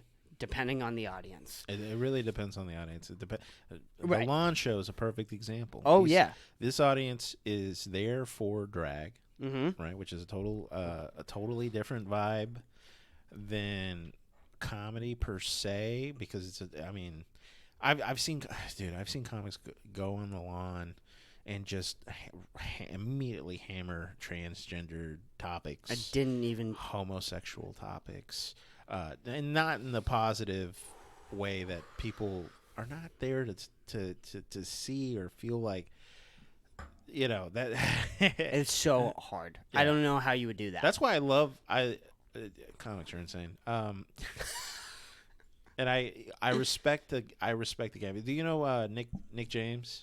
Yes, I know Nick James. Yes. One time I watched Nick James. He did a 20-minute set at the boat. Yeah. Don't get me wrong. I think Nick James is funny. Yeah. I think he's hilarious. I think he's a fucking maniac. Yeah. Because it was a light crowd, probably like 5 or 6. Yeah. No, I take it back. Maybe like 7 or 8. Yeah. Plus comics. 5 of the audience members were these women. Yep. Easy on the eyes. Not exactly. Yeah, women are ugly. No, no, they were very pretty women. Nick proceeds for 15 minutes berate these women about their looks, about how he would only have sex with one of them, but he wasn't going to tell them which one. They were hissing at him. They were talking. They were heckling him the whole time. It was a total battle. But I will say this, dude. Nick has a autistic bravery I've never seen before. Yeah. And Nick Nick James. And after the show, the girls were heckling. They were like, they kept looking over at Simply Cordy and be like, "Hey, we want to laugh." And Simply Cordy's like, "Nah, I'm just here to watch. I'm not here to do jokes, blah blah blah." And then the women proceed to buy Nick James drinks the rest of the night. Wow. And flirt with him and talk with him. I was like, what the fuck, dude? This guy. They wanted to find out which one it was. Yeah.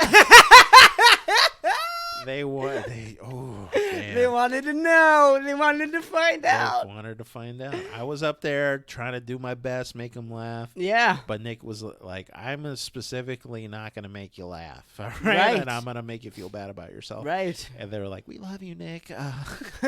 Which one do you want to fuck? And it's so strange to me when you, push away your audience, right? Yeah. And that always happens. I think Kent Hunter was talking about that with one of his friends' girlfriends, where they are, I forget the name of the comic. Will Merrick? Will, thank you. Yeah, Will's so Will has a girlfriend. I don't know her name, and if I did, I wouldn't want to say it because I don't think she's a comic. Right. So we shouldn't say it on here. Very prudent of you. Sure. So she always gets heckled, though, at a show. Yes. Always. Always. No matter Every what, time I she's see Will getting heckled. Yeah. And it's just, I mean, to always push away the audience, and someone always is where they're going to see a girl or something. And this happened to me where some dude went on and talked about how he just kept calling Liz hot. For the whole 5-minute open mic set, and he was bombing the whole time. I don't know how you bomb and still are attacking the audience. I can get in with the audience and attack them, but it has to be winning. Funny. Yeah, if it's you're winning, yeah. And because it happened at Axis, the Axis bar. I was in one of my bits, and I was like, I don't know if you can picture an 18-year-old girl, and one of them goes, 18 years old. And I snapped so fast on this guy, and I won the whole crowd over. I won it so bad that I didn't want to do anything else, because it's always leave. What's the expression? Is leave while they want more. Yeah, right. Leaving want more. Leaving. I can't even do it. Yeah, right. Right. Leaving one. But leave. I should have had more coffee. Yeah. Leave them wanting more. Right. Leave them wanting more. It's not a tongue twister. Exactly. But Aaron, I just fucking went at this guy. What do you mean 18 years old? The legal age of fucking voting, retard? Like, I'm fucking 19. I can't even drink, dude. Like, I just went after this guy, and I was murdering. Like, like everyone else except the one guy who said it was just laughing so hard. And that to me is awesome, right? Like, that completely understands. The guy interrupted my joke. It was something dumb, and he fucking ate it. And it was great. For you. It was great. I have a similar story at Axis. It was probably like my first time ever at Axis. I know it's always there, but Mondays are kind of hard to do because it's so late, especially Axis because it's at 10. Right. But for some reason, I was like, "Fuck it, I'll go do it." This was the 2-month sprint that I did for the 20 minutes. But anyways, and there was a group of college-age kids there, and they were being college kids, and so I was like, all right, fuck it. My jokes aren't working with them. So I was like, oh, hey, you guys go to the school here? And they were all like, yeah. And there was one guy that was like, no. And I pinpointed him out. I was like, oh, so what are you doing here? He was like, oh, I'm here for the holidays. I'm like, what holiday? 9/11? Fucking knocks everybody out, right? I remember this. You remember that? Yes. Yeah. And then I don't know if that was before or after where I just pointed out that group of guys. I was like, look, all these young hot men. They weren't laughing that much, but everybody else was just fucking laughing. Yeah. And that was fun. That was just me trying to get used to audience members in the crowd. You know? Right. Yeah. Right. Well, and that's fucking important, is to know when you're just, pushing away your audience and you're attacking the audience, but they're actually loving it. Yeah. Like, they still really like it. Yeah. And that's a talent, dude. I mean, all this shit, it's all skill-based, right? Yeah. Crowd work is skill-based. Improv is skill-based. Fucking writing jokes is skill-based. Doing impersonations, all of these different things that are all tools. I'm tool man. Sorry. You're good. Dude, come on. This is like a crazy, insane podcast. Say whatever you want. The tool man Taylor. I'm going up on stage with my tools, the impersonation kit. Hey, here's my screwdriver. Tool comedy. But yeah, there are all these different things that you just build over time and time and time and time and time. Absolutely. I totally agree with what you're saying, man. Tools, and what that's what I was working on, sharpening that tool to get it ready. Because when you crowd work is so important, man. Because let's say you don't have the crowd on your side, so you can't tell your jokes at the most optimum way of being funny. So you gotta remind the crowd, is like, hey, we're here, we're being silly. It's okay. It's okay to be a little funny. I'm gonna talk about some weird stuff. But if you don't have the crowd, they don't want to hear it, man. They don't want to hear it. They don't believe you. No. They don't believe you. They don't want to believe you. But you got to convince them that, hey, what I'm saying up here is believable and it's funny. And that's sort of what I've started to notice, is that you are sort of like almost like the conductor of the crowd. Yeah. Like, that's what you're there for. You're actually not there to just make them laugh. Yeah. You're actually there to entertain them by being like a conductor of the room. Mm-hmm. Like, so whatever, you're supposed to have whatever the room needs. If the room needs crowd work, bitch, you better have some fucking crowd work. Some people want crowd work. Yeah. So I remember one time it was another boat situation or not. I don't know. I could tell you a recent example of when, it was at Kelly's Irish Pub, and I didn't do so well, at least in my mind. Two ladies pulled me over to the side and talked to me, and they were like, you should do darker stuff. You should try to do darker stuff. And I'm like, it's not really a tool I have right now. Mm-hmm. Yeah, sometimes I do dark things. But they were like, come on, you gotta get darker and stuff. And it's like, I agree with the sentiment. Mm-hmm. It's like, yeah, Celia Contreras is an example. She's blowing up right now, and I'm so happy for it. It couldn't have happened to a better person. She worked so hard, and she's struggled. She's a big girl. I'm a big guy, so I can relate. It's hard to be. There's a lot of good-looking people on stage. Not all the time. But for like me and her, we're like specifically, we're big and we have a big presence. And so seeing her succeed and do so well, it's a reminder. It's like, Kenny, I know I want to lose weight, and it's really for health reasons, not even aesthetics. if I could be as big as this and still be super healthy, I would take that too. Like, right. You know, because I also struggle with the idea of like, oh, if I lose all this weight, I'm gonna have a bunch of loose skin. It's just another problem that I'm gonna have. Anyways, but that's beyond the point. That's the point a better problem, though, right? It is a better problem. Loose skin is better problem than being big. Yeah. Right. But like I was saying, in a hypothetical or like a hypothetical world where I can still be this big, but like that have a heart of a marathon runner, I would totally do that. You know? Right. But anyways, what I was trying to say with Sally is that she's really dark. Like, I mean, I think that's all she does is dark humor. Sure. Suicide, fucking abortion jokes, blah, right. blah, blah. When I see her, I'm not even laughing. I'm saying, Jesus Christ. You know what I mean? Right. Like her punchlines are so dark and so fucking heavy. And sorry. No pun intended. Heavy. Where I'm like, holy shit. Every tag, every punch, every premise. I'm like, God damn, dude, this is so fucked up. Mm-hmm. But people, dude, it fucking works. For a lot of people, sure. It works, man. And I respect the hell out of it, and sometimes I wonder myself, and I'm just talking out loud with you or whatever. Maybe I should go a little darker and try to delve into the more deeper recesses of my thoughts and stuff. Because sure, I still want to be silly pilled. That's where I love to live in. Silly pilled is like silliness and like goofiness and like weird observations, stuff like that. That's kind of where I want to be. You remember I used to do a lot of voices and characters and stuff. And I did them because I thought they were funny. They would make me laugh. They would make my friends laugh. You know, stuff like that. But it's like, can I? Because as like I said, I lived a whole life before comedy. A lot of it was dark times. A lot of it was struggles and stuff like that. It's like, well, how can I make that funny? Because when I think about it, I was talking to Nick V about it. Right now, he's trying to buy a car, and he doesn't even have any money really. You know, sure. And he's like looking online, and he's like, "Oh, look at this! This car's a steal. It's like $2,500." He doesn't have $2,500, and that's super sad. But I was like, "Hey, Nick, listen. When I was your age, I didn't have any money, right? Either.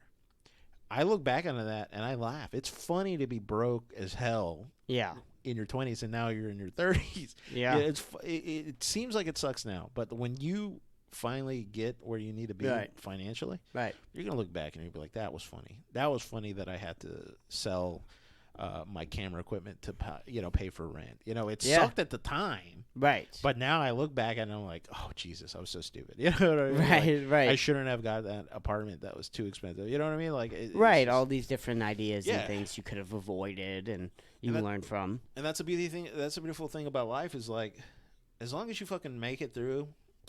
Right, it's gonna be funny because you fucking did it. You fucking got over it. It didn't even faze you. Yeah, you know, you probably look back at your drug dealing life and you probably kind of laugh at it.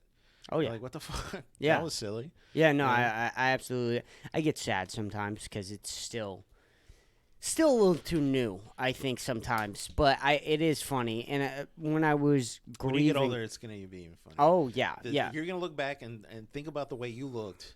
And then you're like, I was a drug dealer. Mm-hmm. Because when you told me, that's what my first reaction was, is to smile or laugh. Because it was like, that's insane. You're like this little baby boy.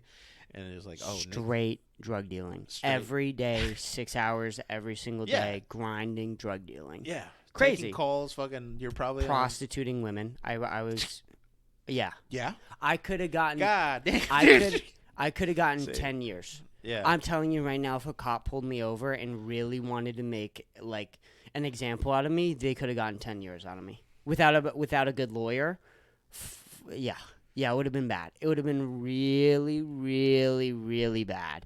And I'm fucking so lucky and so grateful, and also grateful I'm white that that you know, none of that shit fucking what I would do? Happened to me. You know what I'd do if I was.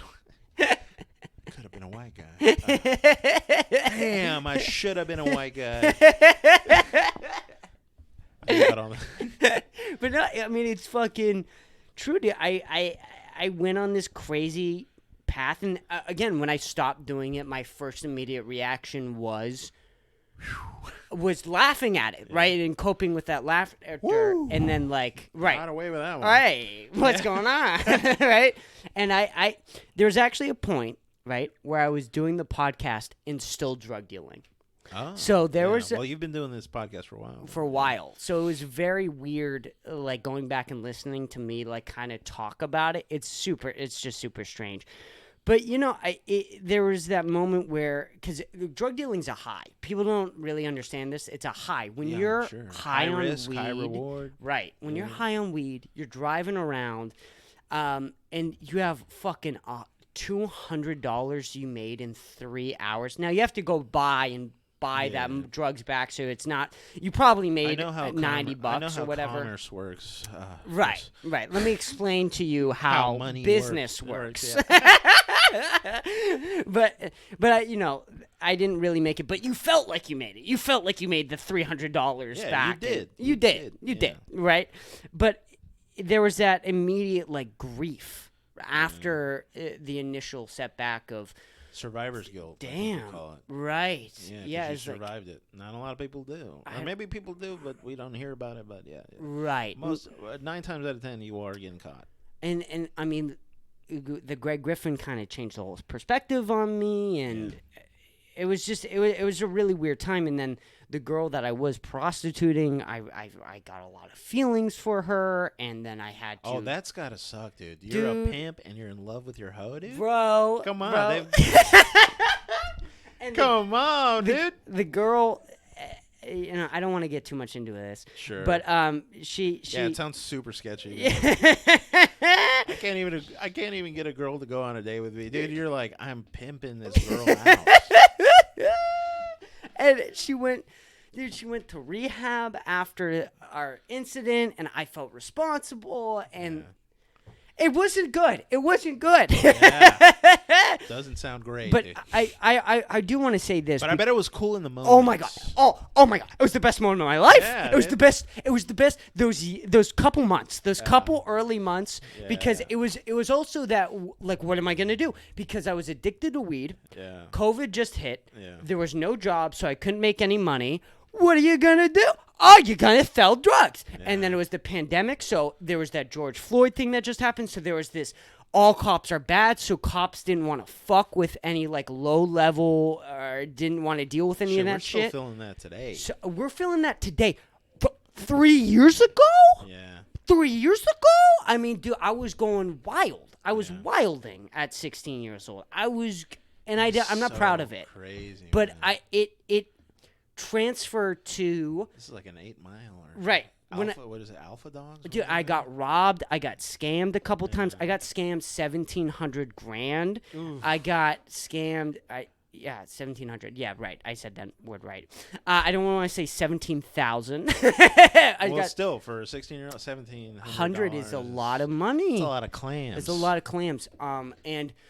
I got robbed straight where, some guy, literally I hopped in some guy's car and they were like, fucking give me the drugs right now. Yeah. And it was, there were a bunch of these sketchy situations that a white kid living in the suburbs. Drug users can be sketchy, man. Dude, you shouldn't be. I was not supposed to be in that world. No. I was not supposed to be in that world. Should be in this world. Right.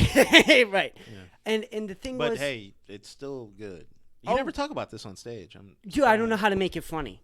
Right, I don't know how to make it funny. I don't think I have the ability. A 16-year-old drug dealer that looks like you, dude. That's gonna be funny, man. Just think of it that way.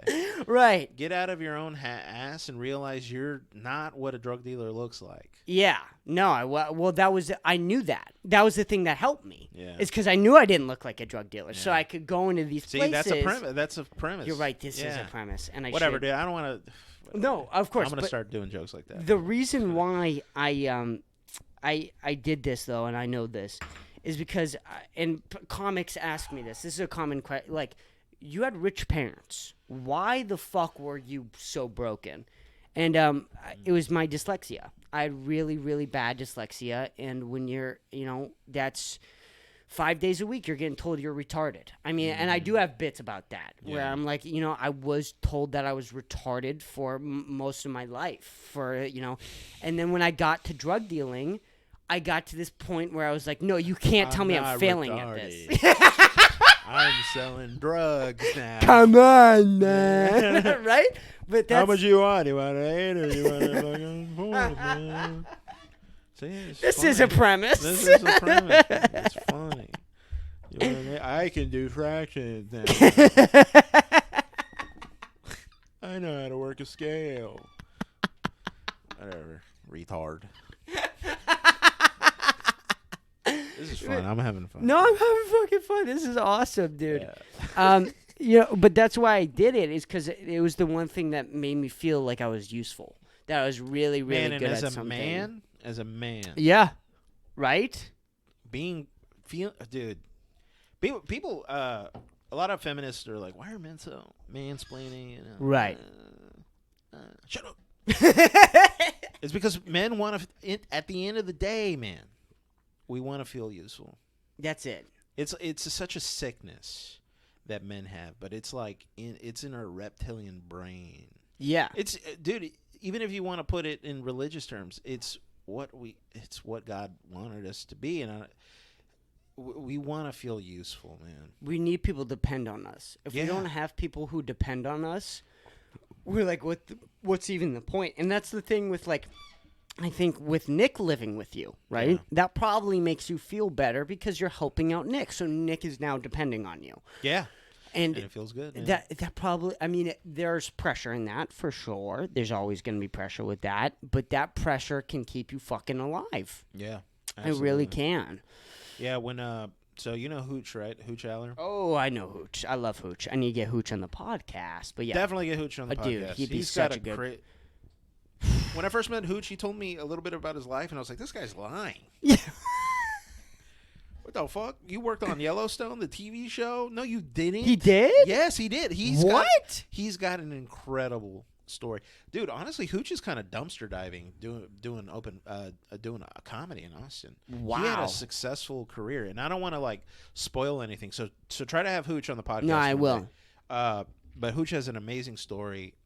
Like I said, he's a great guy. You've seen him around. He does Rapalos. He's doing Creek now. Yeah. I mean, he's working hard. That guy, one of the hardest. I mean, literally, I've said hard worker about other comics.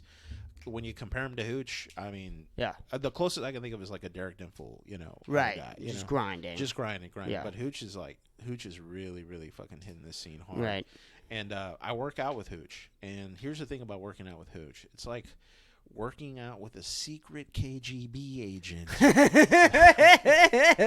No, Hooch pushes you to the edge, and can I interrupt you really, really quick? Sure. You got to pee again?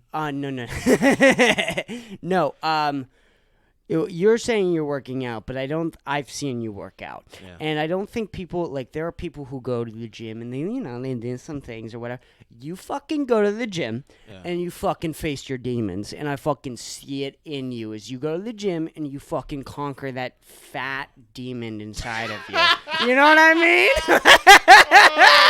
You fucking are like, because I see it in your face. You're like, this fat piece of shit who doesn't want to lift this weight right now. I'm going to fucking lift this weight right now. Thank you. That's very nice, man. Dude, you're on the grind right now. Yeah. And for me, like, watching someone do that, it fucking motivates the shit out of me. Oh, I'm so happy. But go ahead. You're talking about with Hooch working out. He pushes you the most. He put like, Hooch is that kind of guy, man. He's a kind of comic. You know how you were saying the burnout thing? Yes. Hooch doesn't believe in burnout. It is so crazy, and I'm totally on. I'm like we're on the same page about burnout. Like, sometimes it's good to step back. Mm-hmm. Hooch is the type of dude that says, "No, you push even harder. You push even harder into the burnout, and that's when it counts." And it's like, fuck, I kind of get where he's coming from, but at the same time, he also doesn't have cartilage in one of his knees. He's a fucking maniac, man. He's like, yeah, I don't have health insurance. And I'm like, dude, he's like, here, listen. And he, like, moves his knee, and it just sounds like concrete. And I'm like, damn it, Hooch. You're a fucking maniac, man. I hope I can get that the microphone picks up that crack. Yeah, definitely. And I honestly believe, I don't think that's his only ailment, too. I think, yeah, Hooch is insane, man. That guy's I love having him around, and it's so great because I remember when I first started doing comedy, I had like a group of comics that I would hang out, and a lot of them kind of like moved away, or Travis I still consider, but he did kind of like went, he mentally went somewhere else. But now he's back, and I'm glad he's back. But anyways, but now I got Hooch, I got Nick, and I got Hunter Parker in like my circle like of tight guys. Like we work out a lot together. I don't know Hunter Parker too much. I know of him. If you get to know him, he's a good comic. Sure. He's a great comic. Yeah. No. Yeah. And a good person as well. Mm-hmm. Yeah. So. Yeah, dude. I mean, I think that I get left out like a lot. Like I get left out. I get but I don't see a lot of comics as much as other comics do, just simply because I'm not 21 yet. And so you guys are all at like 21 plus places, which is fine. I can't believe I gotta wait for you to a whole nother year. Whole nother year, bro. Damn. Yeah, a whole nother year. I've been doing but that's the thing, dude. Is that next year, right? Yeah. Next year at this time I still won't even be 21, and I'll be 2 years in. That's I'm gonna come up to these 21 plus mics, and I'm gonna be. Like, I'm not going to be murderous, right? Right. But I'm going to be very experienced. You're going to be in a way better spot. Way better spot. Than you would if, exactly. And then the podcast, I'm still doing this podcast.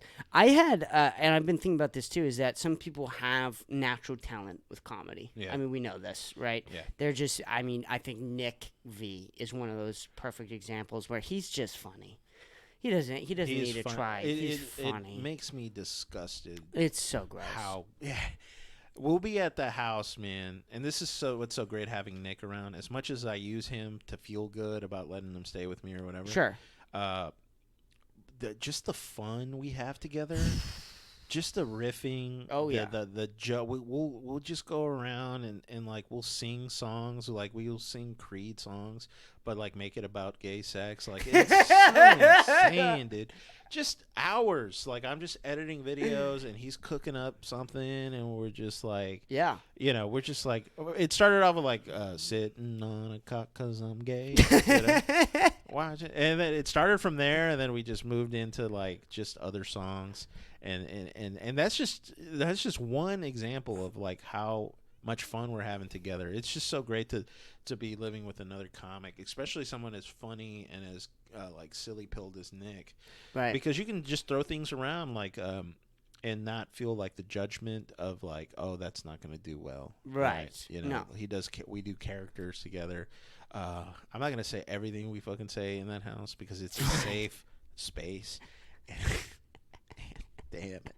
But anyways, yeah, me and Nick have been working together. Nick, I don't know if you know this. Good Evening News. Yep. So great show, by the way. Great show. By the way, book me. Check. No, all you got to do is come up with a segment, man. That's what I got on it. Oh, really? Yeah, and Nick vouched for me, and now I know Jack Timmons and Mikey Biggs.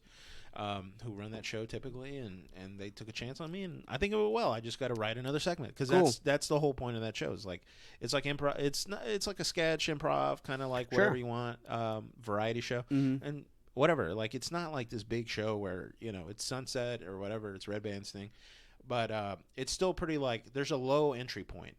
Now you have to bring it, and it's best to bring your best, but. I got up. I did my segment. I totally froze like 2 or 3 times up there. But like in the end, with the experience I have, it was like, nah, just push through. It's fine. Maybe they're not laughing at it right now, but like it'll get funnier or whatever. Right.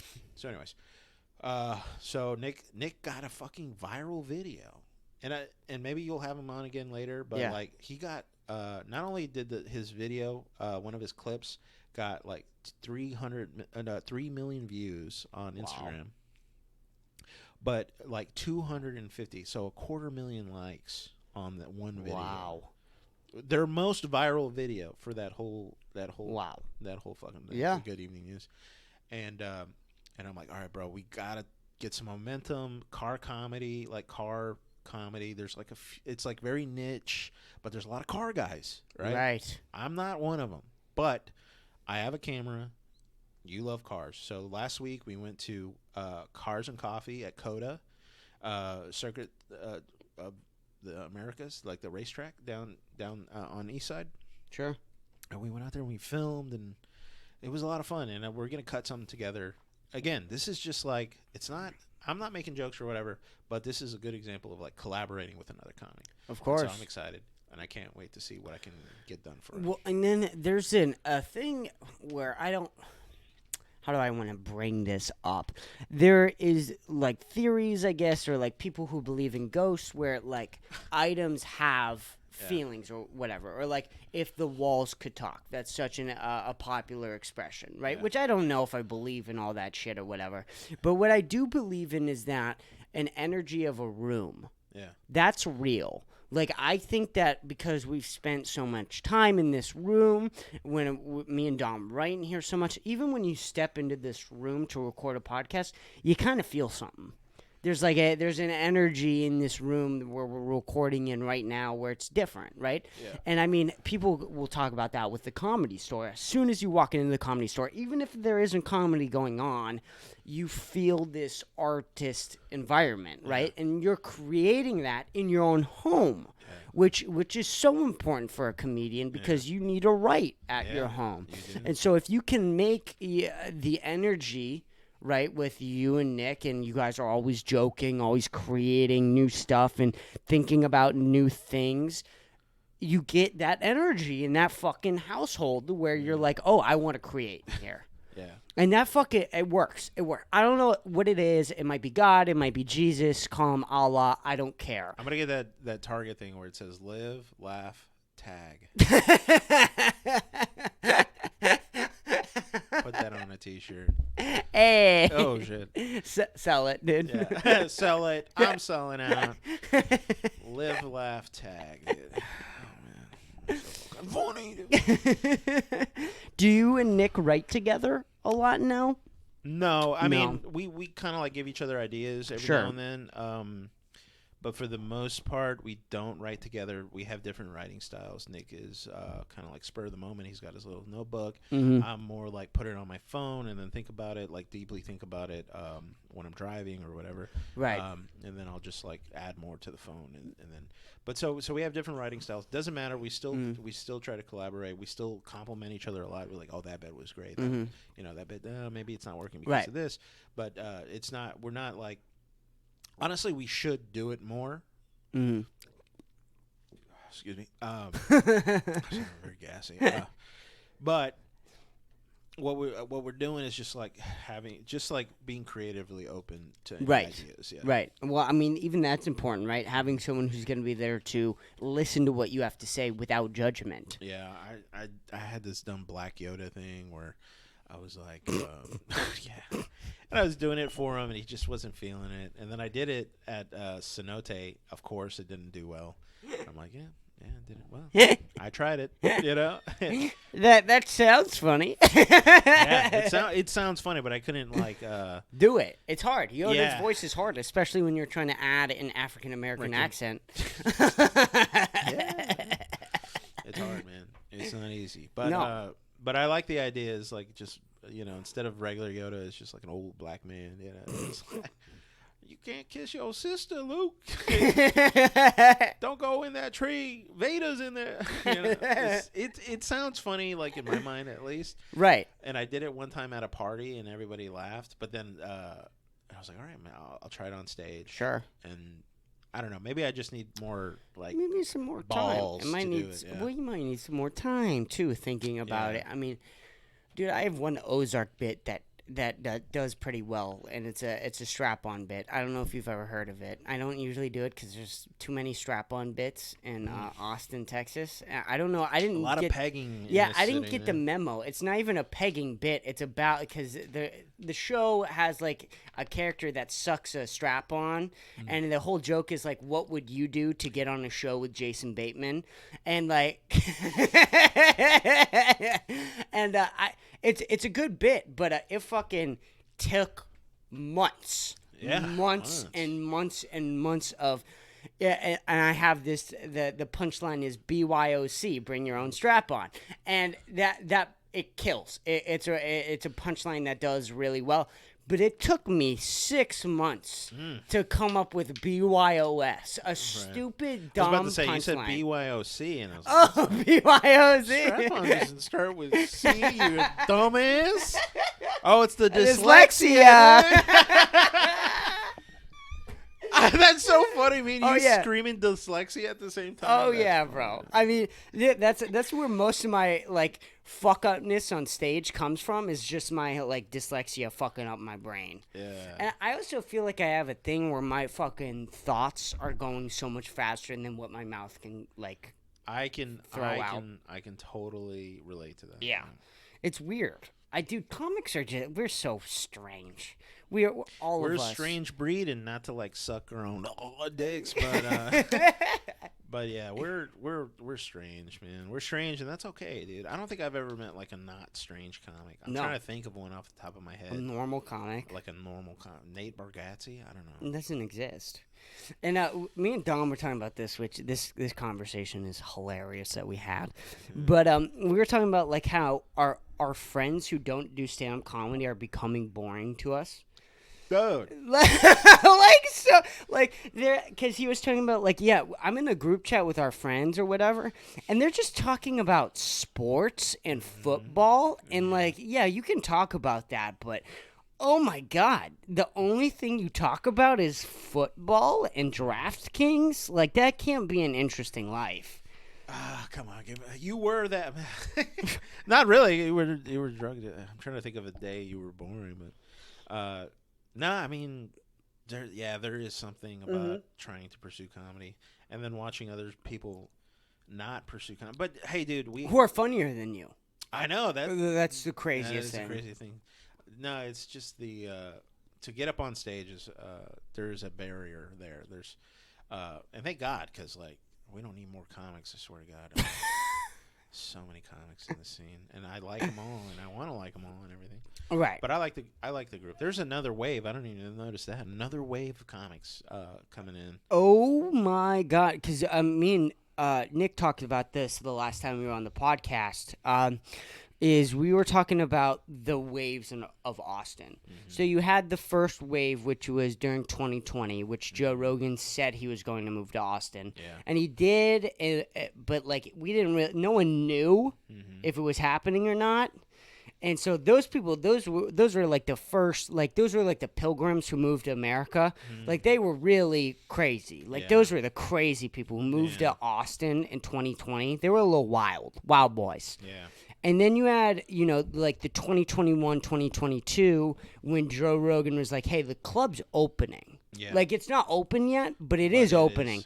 And I came down, and I was a part of the second wave. But it wasn't because of, like, Joe Rogan or anything. Well, I mean, I moved here because of Joe Rogan, but it wasn't due to the fact. It was I graduated high school, and I moved 2 months after I graduated high school. Yeah. Like, that's just sort of where it fell, so I was naturally a part of the second wave. And then you have this third, which just started, where the club opened, and now people are coming down and moving down, which is crazy. Like, I mean, do it. I'm not saying don't do it, but like... But I'm talking about that wave, and then now there's this new wave of, like the leftover guy, like their leases just broke or something, and then they're like, finally, I'm going to move to Austin. And they're like, we're going to hit the scene. And you're just like, oh. You're so late. You're so late. You're so late. You're so late. Because I felt late. I felt late, and I was here a year ago.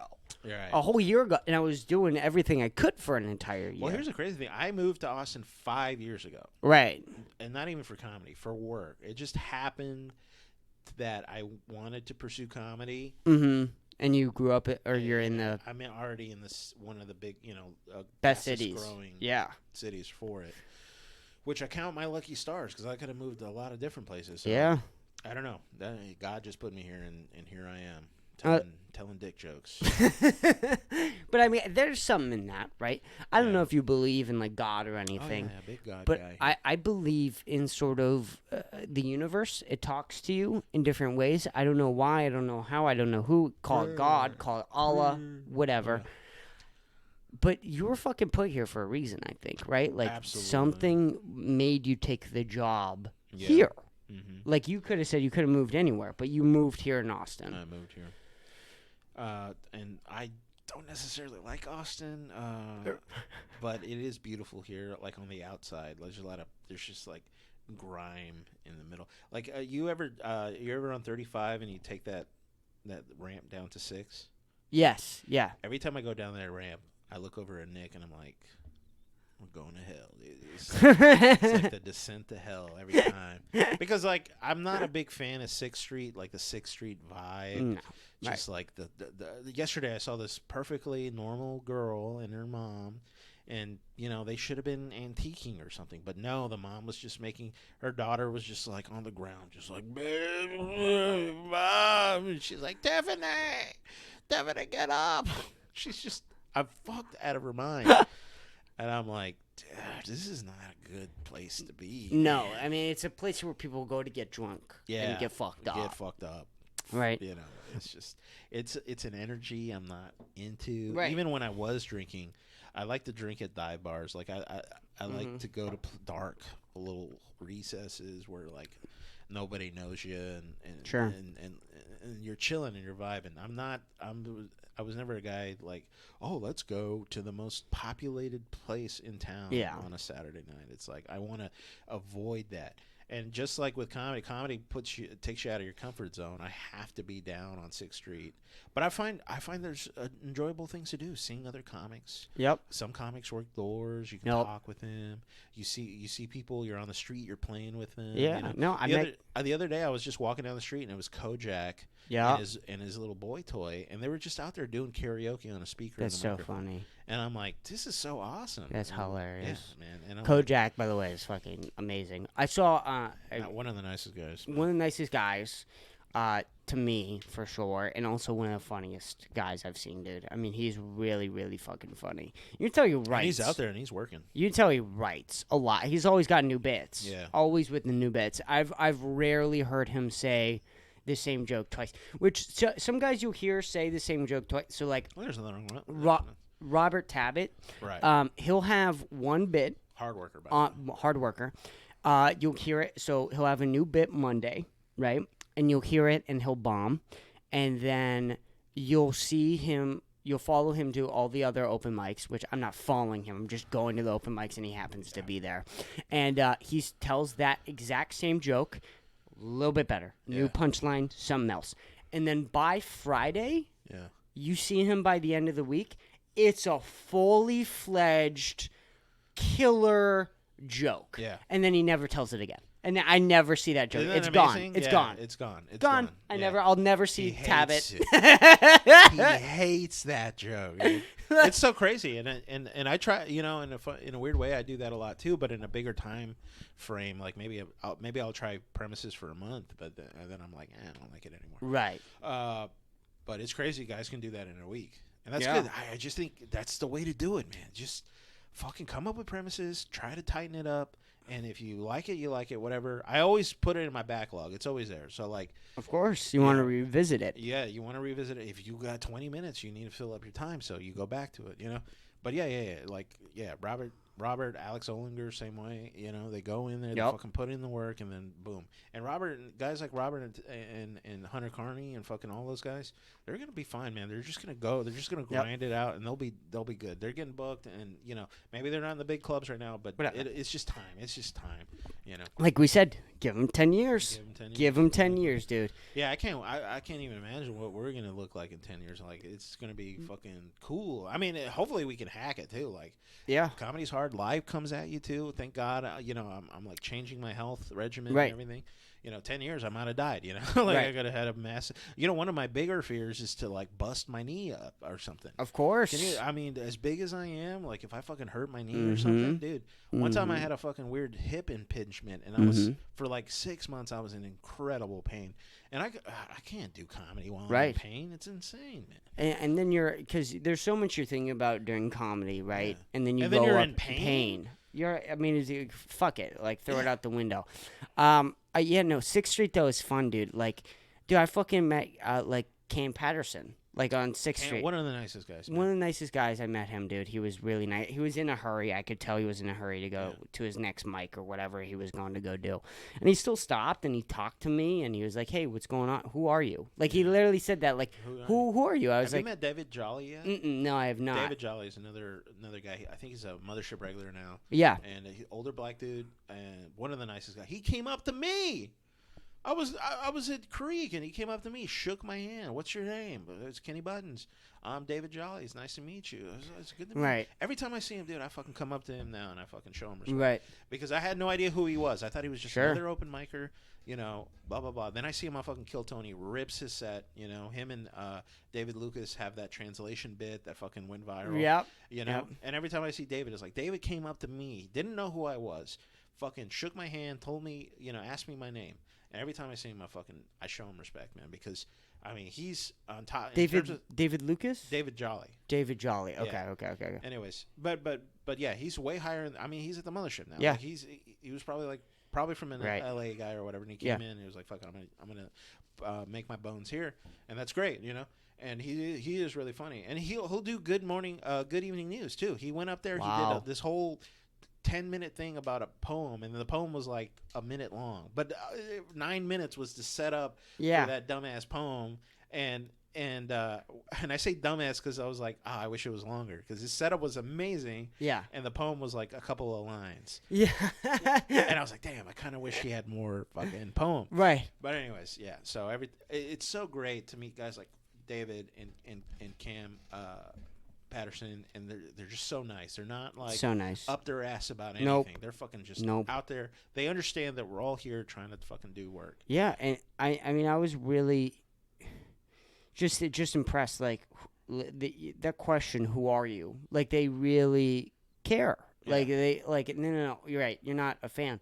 Like, because I can tell you're not a fan, because you're looking at me as like a coworker. So who exactly are you? Yeah. Which is sort of how, you know, I think we look at Cam Patterson, or maybe the guy you were just talking about, is like David Jolly. Is we're not really looking at them as like fans. Like, we're not fans of them. They're sort of like the manager at like the Kava you're working at, or the Domino's you're working, or whatever, right? They're just the upper level of where you are, but you're still doing the same thing. Like, you're still making the pizzas. Warehouse, right? Exactly. Yeah. And so it's just weird. And you know, I mean, I guess with Cam, it's weird because all my friends are big comedy fans. That's, you know, they're all comics. All my friends are comics, but they're not pursuing comedy, which you know, fucking sucks. Which every comic has.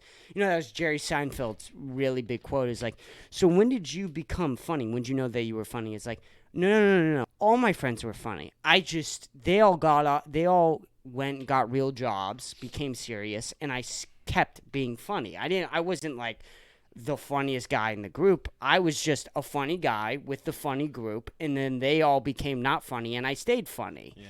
And so, like, all my friends are like, "Oh my gosh, you've met Cam Patterson? Did you get a photo with him?" I'm like, dude, I'm not doing that faggot shit. I'm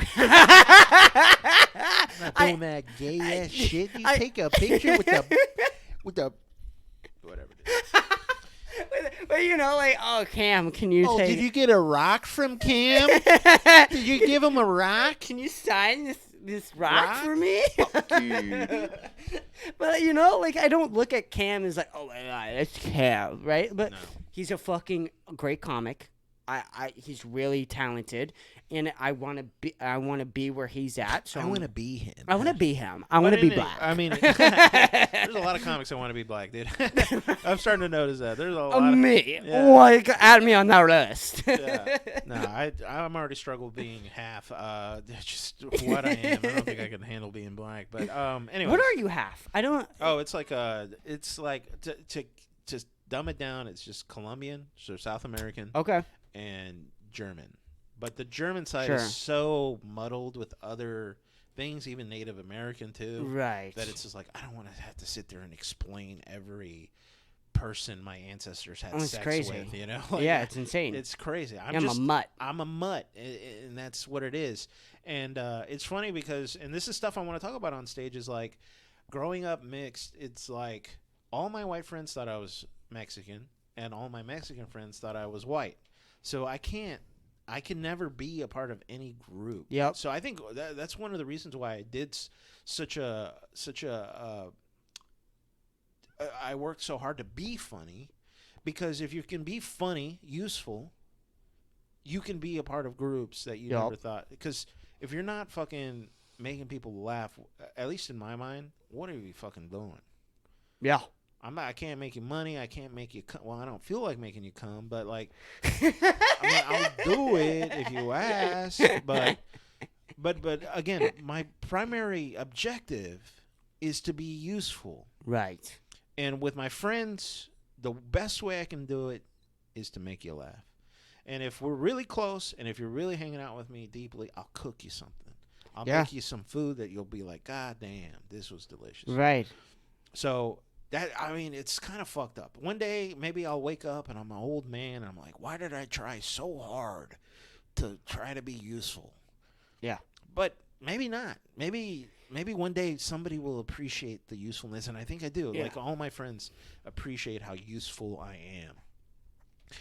Because that's how you keep people, at least in my mind. I've heard someone tell me that was a fucked up way of thinking. But I'm like, I don't know any other way to be. What fucked up part of that is fucked up? I was like, this idea that you have to be useful to be liked. But I'm like, I think that's reality. Chris Rock has a whole bit about it. Did you see that Chris Rock bit? I'm starting to remember. Like, he has, as a man, you have to be. Yeah. You have to do something for somebody. No man is unconditionally loved. Right. Yeah. The only things that are unconditionally loved are children, women, and pets, and dogs. Yeah. Right, pets, whatever. Yeah. Right, but it's true. Like, as a man, you are conditionally loved. Yeah. And if you accept that fucking reality and just eat it, you can fucking become useful and become loved conditionally. Yeah. Right? And that's a great feeling, is that you earned love. Yeah. You know, earning love is a great feeling. You know, that's an underrated feeling, I think, is earning someone's love. Exactly. And funny enough, the person that told me that was a crazy mindset was a woman.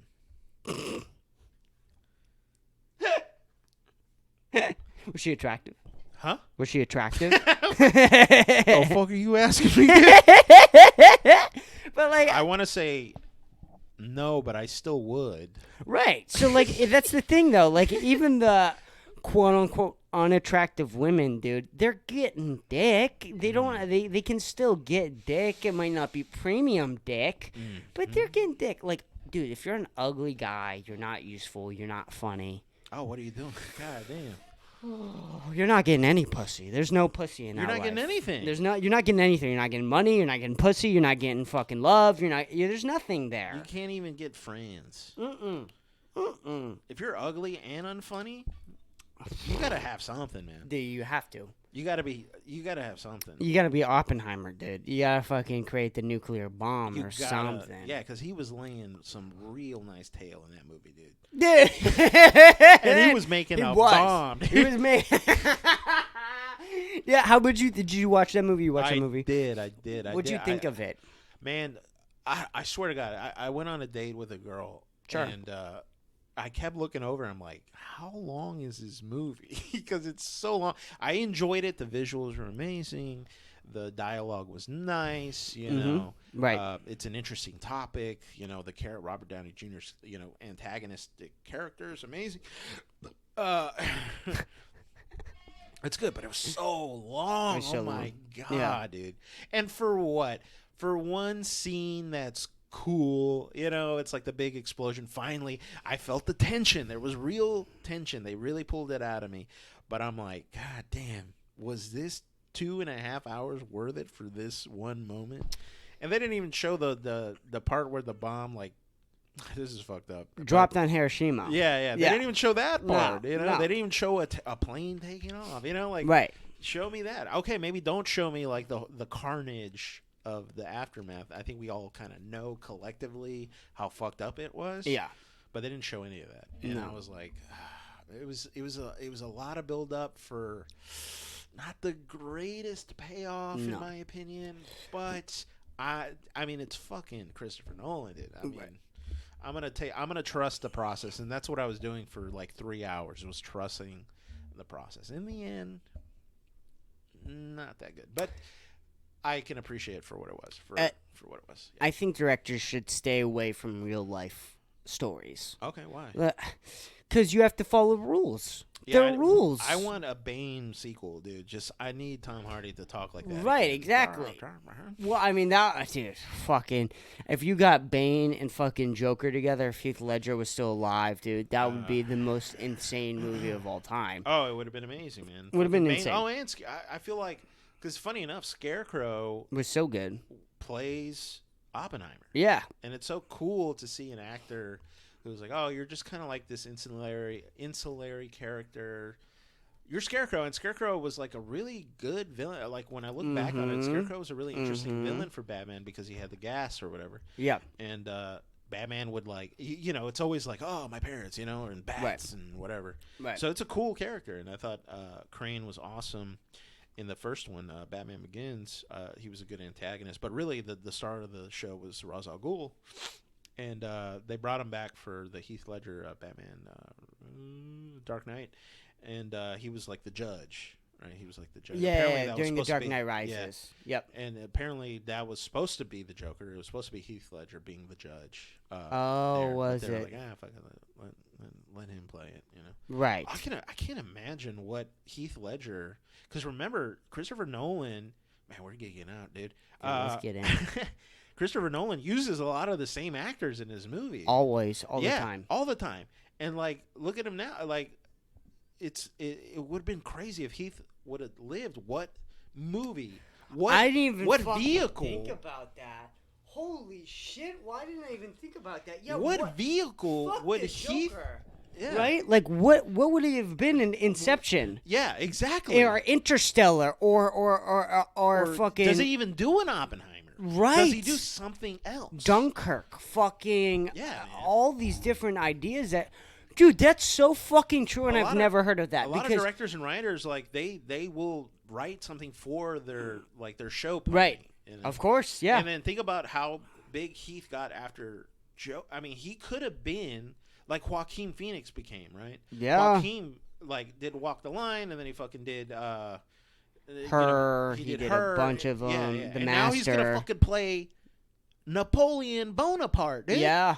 Yeah, dude. You know what I'm saying? In all honesty, dude, I'm so excited for that fucking movie, bro. Yeah. Napoleon, dude. Yeah, that I'm movie so looks excited, so bro. good. Yeah. Who's that director? Is that Edgar Wright or is that Wes Anderson? That's somebody. It's Ridley Scott. Ridley Scott. One of the best. I mean, to do it historically, dude. One of the best historical directors in this fucking time and place. And in all honesty, those are the movies that are good because if Did you watch The Last Duel? No, I did not. You got. Oh. Really? You that good? have to watch I'm done. The Last Duel. I'm done. I trust your movie's opinion. I gotta watch that. You gotta watch The Last Duel. Totally and Ridley under Scott. the radar. The radar. Fucking historical film. Again, I mean, Gladiator is like. Yeah. You know what I mean? I've seen Gladiator. It's like, come on, man. And I think those are the stories that should be told. Yeah. Right? Is like the movies where you're talking about the past, but it's so far in the past where if you get something wrong, no one's gonna be like, "Hey, bruh, that was off." Like, bitch, like, do you know what Napoleon would say? You really Sacre bleu, you know? Right? We have to kill these Egyptians. But like, when you're talking like I thought that was the problem with the Bohemian Rhapsody. I didn't like that movie. I didn't watch that one. It wasn't good. I did watch the new Elton John. No, not Elton John, but I did watch the Tom Hanks and that one kid for Elvis Presley. The guy that did Moulin Rouge. I want to say I don't remember his name off the top of my head. I didn't see Elvis. I didn't see it. It's interesting. Interesting. It is interesting. You know, did you ever watch Moulin Rouge? No, I did not watch Moulin Rouge. Okay, you should probably watch Moulin Rouge. It's a little campy because of the singing, but John C. Reilly does a song. It's fucking amazing. Sure. But anyways, Moulin Rouge rules. No, I'm sorry. I'm thinking of Chicago. Never mind. Moulin Rouge, the director, I can't think of his name off the top of my head, but he has a style, right? Just like Wes Anderson, just like Sam Raimi. Sure. You know, they have a style. And that was fucking Elvis Presley's story. It's like a fucking acid. And I've never done acid, but it's like very dream. It's a dreamish quality, and you're not. But there is this one scene where Elvis is talking to his ex-wife, Priscilla, I think. and they're in the limo, and they're like, he's all hopped up on drugs, like, he's like, this is the end of the movie, and like, he's just like, I still love you, and Right. it's like, and I was going, I was still dealing with the divorce or whatever, and I was just like, damn, okay, that I cried. Oh yeah. Yeah, I cried. Wow. Other than that, the movie kind of blows, but that scene was good. Oh no, there's a lot of those things where you can tell that an entire movie was based off of one really good scene, and then they couldn't really find an explanation for that one really good scene. Yeah. But that one scene is still really good. Yeah. I'm trying to think of another example of that, like a really good scene. I want to those say exist. I know those exist. Yeah, but I'm having a hard I want to time. say a lot of people didn't like, and I know we discussed it before, but like Hateful Eight was kind of like, it wasn't like his, like a lot of people, I've talked to a few people and they're like, nah, I didn't like it, it was boring. And I'm like, but you saw the scene at the end when they hang yes, Berlamew or whatever the girl's right. name is. I mean, that scene alone, Henry Goggins and fucking Samuel L. Jackson just cackling like maniacs. They know they're about to die. And they're like, we're going to hang this bitch one last time. And they fucking just, and she's just like, Gah! And I'm like, dude, this scene totally is worth the whole fucking movie, man.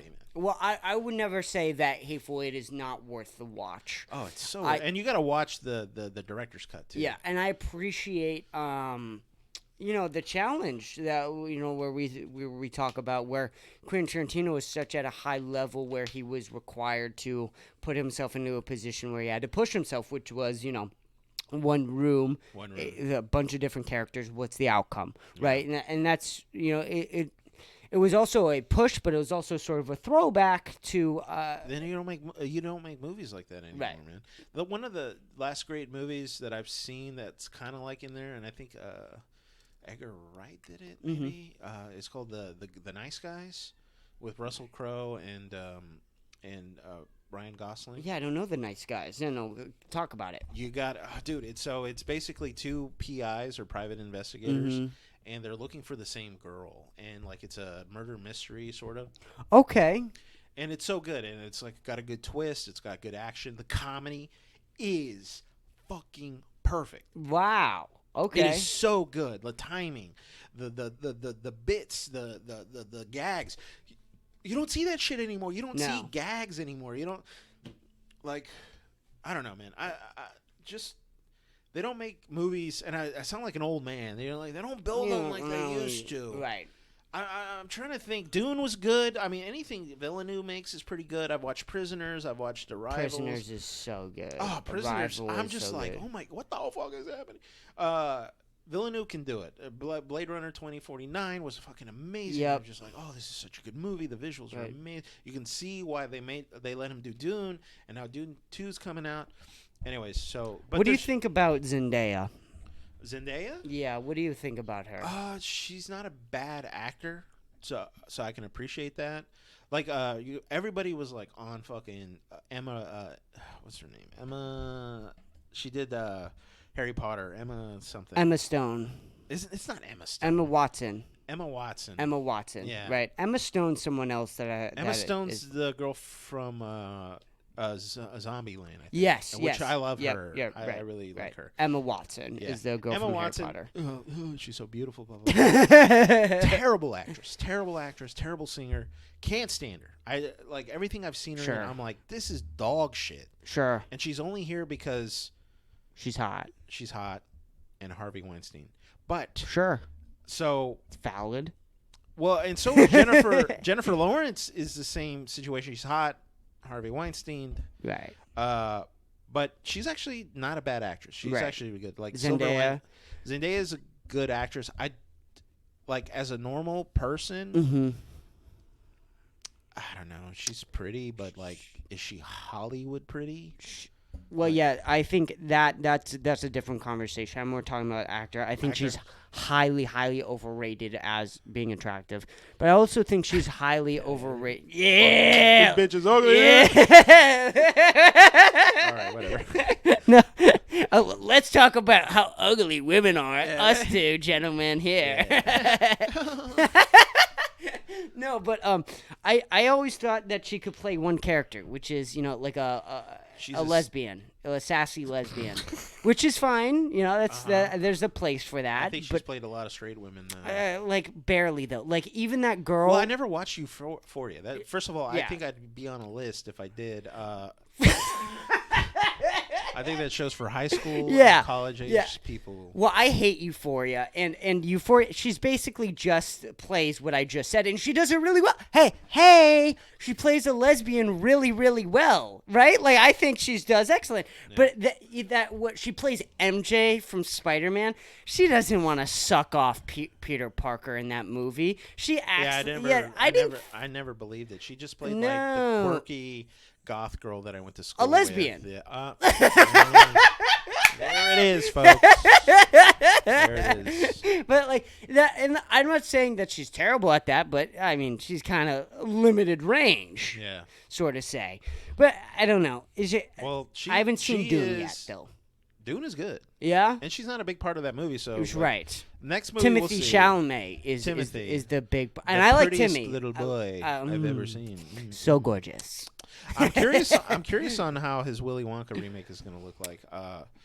I'm a big fan of the original, obviously. And then how are we doing on time? We're an hour and 10 minutes in. I figure we want to wrap this up. I think soon. We should wrap it up. Yeah, because we're almost at 2 hours and a half. 2 hours and 30 minutes. We delved into movie talk again. Dude, we can't get it. Dude, I love doing a podcast with you, man. Yeah, I enjoy You're like one of my favorite guests I've ever had, man. dude. You're so, because I sent out a bunch of invites to a bunch of different people, and I made sure that I wanted you this week. So I think I gave you and Robbie Cumeso as this weekend. And Robbie. I haven't had Robbie. But Cumeso Robbie's on. kind of been gone. He's been off in Dallas, so he's back in Austin now. I think he was doing comedy in Dallas though. I think that's what he was doing. But he's back now, and I want to get him on the pod. And I wanted you or Robbie to be my first before I have Simply and Joe Barksdale on. Oh, and dude, I mean, you're so easy when I have no anxiety. So easy. No, but I'm easy like Sunday morning. No, I had a lot of fun. I didn't have those pre-pod jitters. Or right. Anything. No. It's like I know you. I know you a lot better every time I see you. Yeah. At the clubs or at the mics. You brighten up my day. You, Dom, and Liz. I'm kind of sad they kind of bailed out. You brought out the red carpet for Nick V, but I understand. I tried to bring it out. Dom's fucking hungover ass. And yeah, Liz. You said Liz was going through something. Yeah, she was busy, and she would feel awkward hopping on without Dom too, which I don't know why. Don't even worry. I know. This was special. It was nice. I had a lot of fun. Dude, Nick's only got one solo pod with me, bro. You know what I mean? We'll get you back on, dude, and we'll get you on soon with Dom and Liz. I'm going to make that a point for sure because you asked for that, and I feel bad that I didn't give it to you. Because I want to be the host where you're like, hey, I know this guy, and I want to make the guest feel the most comfortable. Right, so if you ask, I want to give it to you. Here's the thing. I wanted them on because I wanted to not be comfortable, to be a little challenged, being able to like, how can all four of us vibe? Right, and it could have made for a bad episode, but I don't think so. I think it would have been really crazy. The bad episodes are where you have the most growth as a podcaster, though. So even if it was a bad episode, dude, those are always it's like bombing, right? Like, you just fucking get into it. And even, like, at the beginning of when it was, you, me, Nick, and Dom, when we recorded, those first, 30 minutes were a little awkward. Dude, but I guarantee you, and I know we kind of fucked up because of timing or whatever. Right. Last time we were supposed to do me and Nick and you and Dom or whatever. But... shit. No. Oh, but I've been living with Nick. I remember the first time me and Nick were on, and there was tension because I didn't know Nick that well. Right. But I wanted to. Yes. And it's funny enough because the first time I ever really hung out with you was with Nick. In the car. I've seen you around, and I think I knew you had a podcast. Hell, I didn't even know Dom and Liz were a part of your life yet. And then it's like, I think I've seen her a few times with her with you or whatever, and Dom, I found out when I fucking did the first podcast. So anyways, to wrap things up, This was a lot of fun. Dude, I had so much fun. I can't wait to do it. Definitely, we'll have to. I want to have you on Sober October so that I have you on when I'm completely dry sober. Yeah. We're both sober as fuck. Hell yeah. I want to have that episode too because I'm not gonna lie. I had a couple drinks today. Yeah. You wild man. Dude, I'm a wild boy. Okay. Wild boy. I had to get started. This is my last day drinking, dude, for 25 days. Bro. I had to. So you getting ripped today? I kind of miss that though. Yeah, I'm getting ripped, dude. I'm getting fucked up. I kind of miss that feeling of like, dude, let's get ripped. But at the same time, I'm also like, the temptation's not even there anymore. Right? Do you have a tongue ring? Good. No. Oh, okay. It might have been the lighting. Yeah, it could have been the lighting. I just flashed my tongue at you. That felt weird. After I did it. Anyways, man, I think this is a good place to end it, man. This is a good place to fucking end it. Kenny, thank you so much for coming on. This has been episode 148. I really fucking appreciate it. And dude, we got guests coming on. We got Simply Courtney. We got Joe Barksdale. Let's fucking go, dude. Great This guys. is a great warm-up, dude. Hell Thank yeah, you so fucking much. Fuck Goodbye, everybody. Goodbye.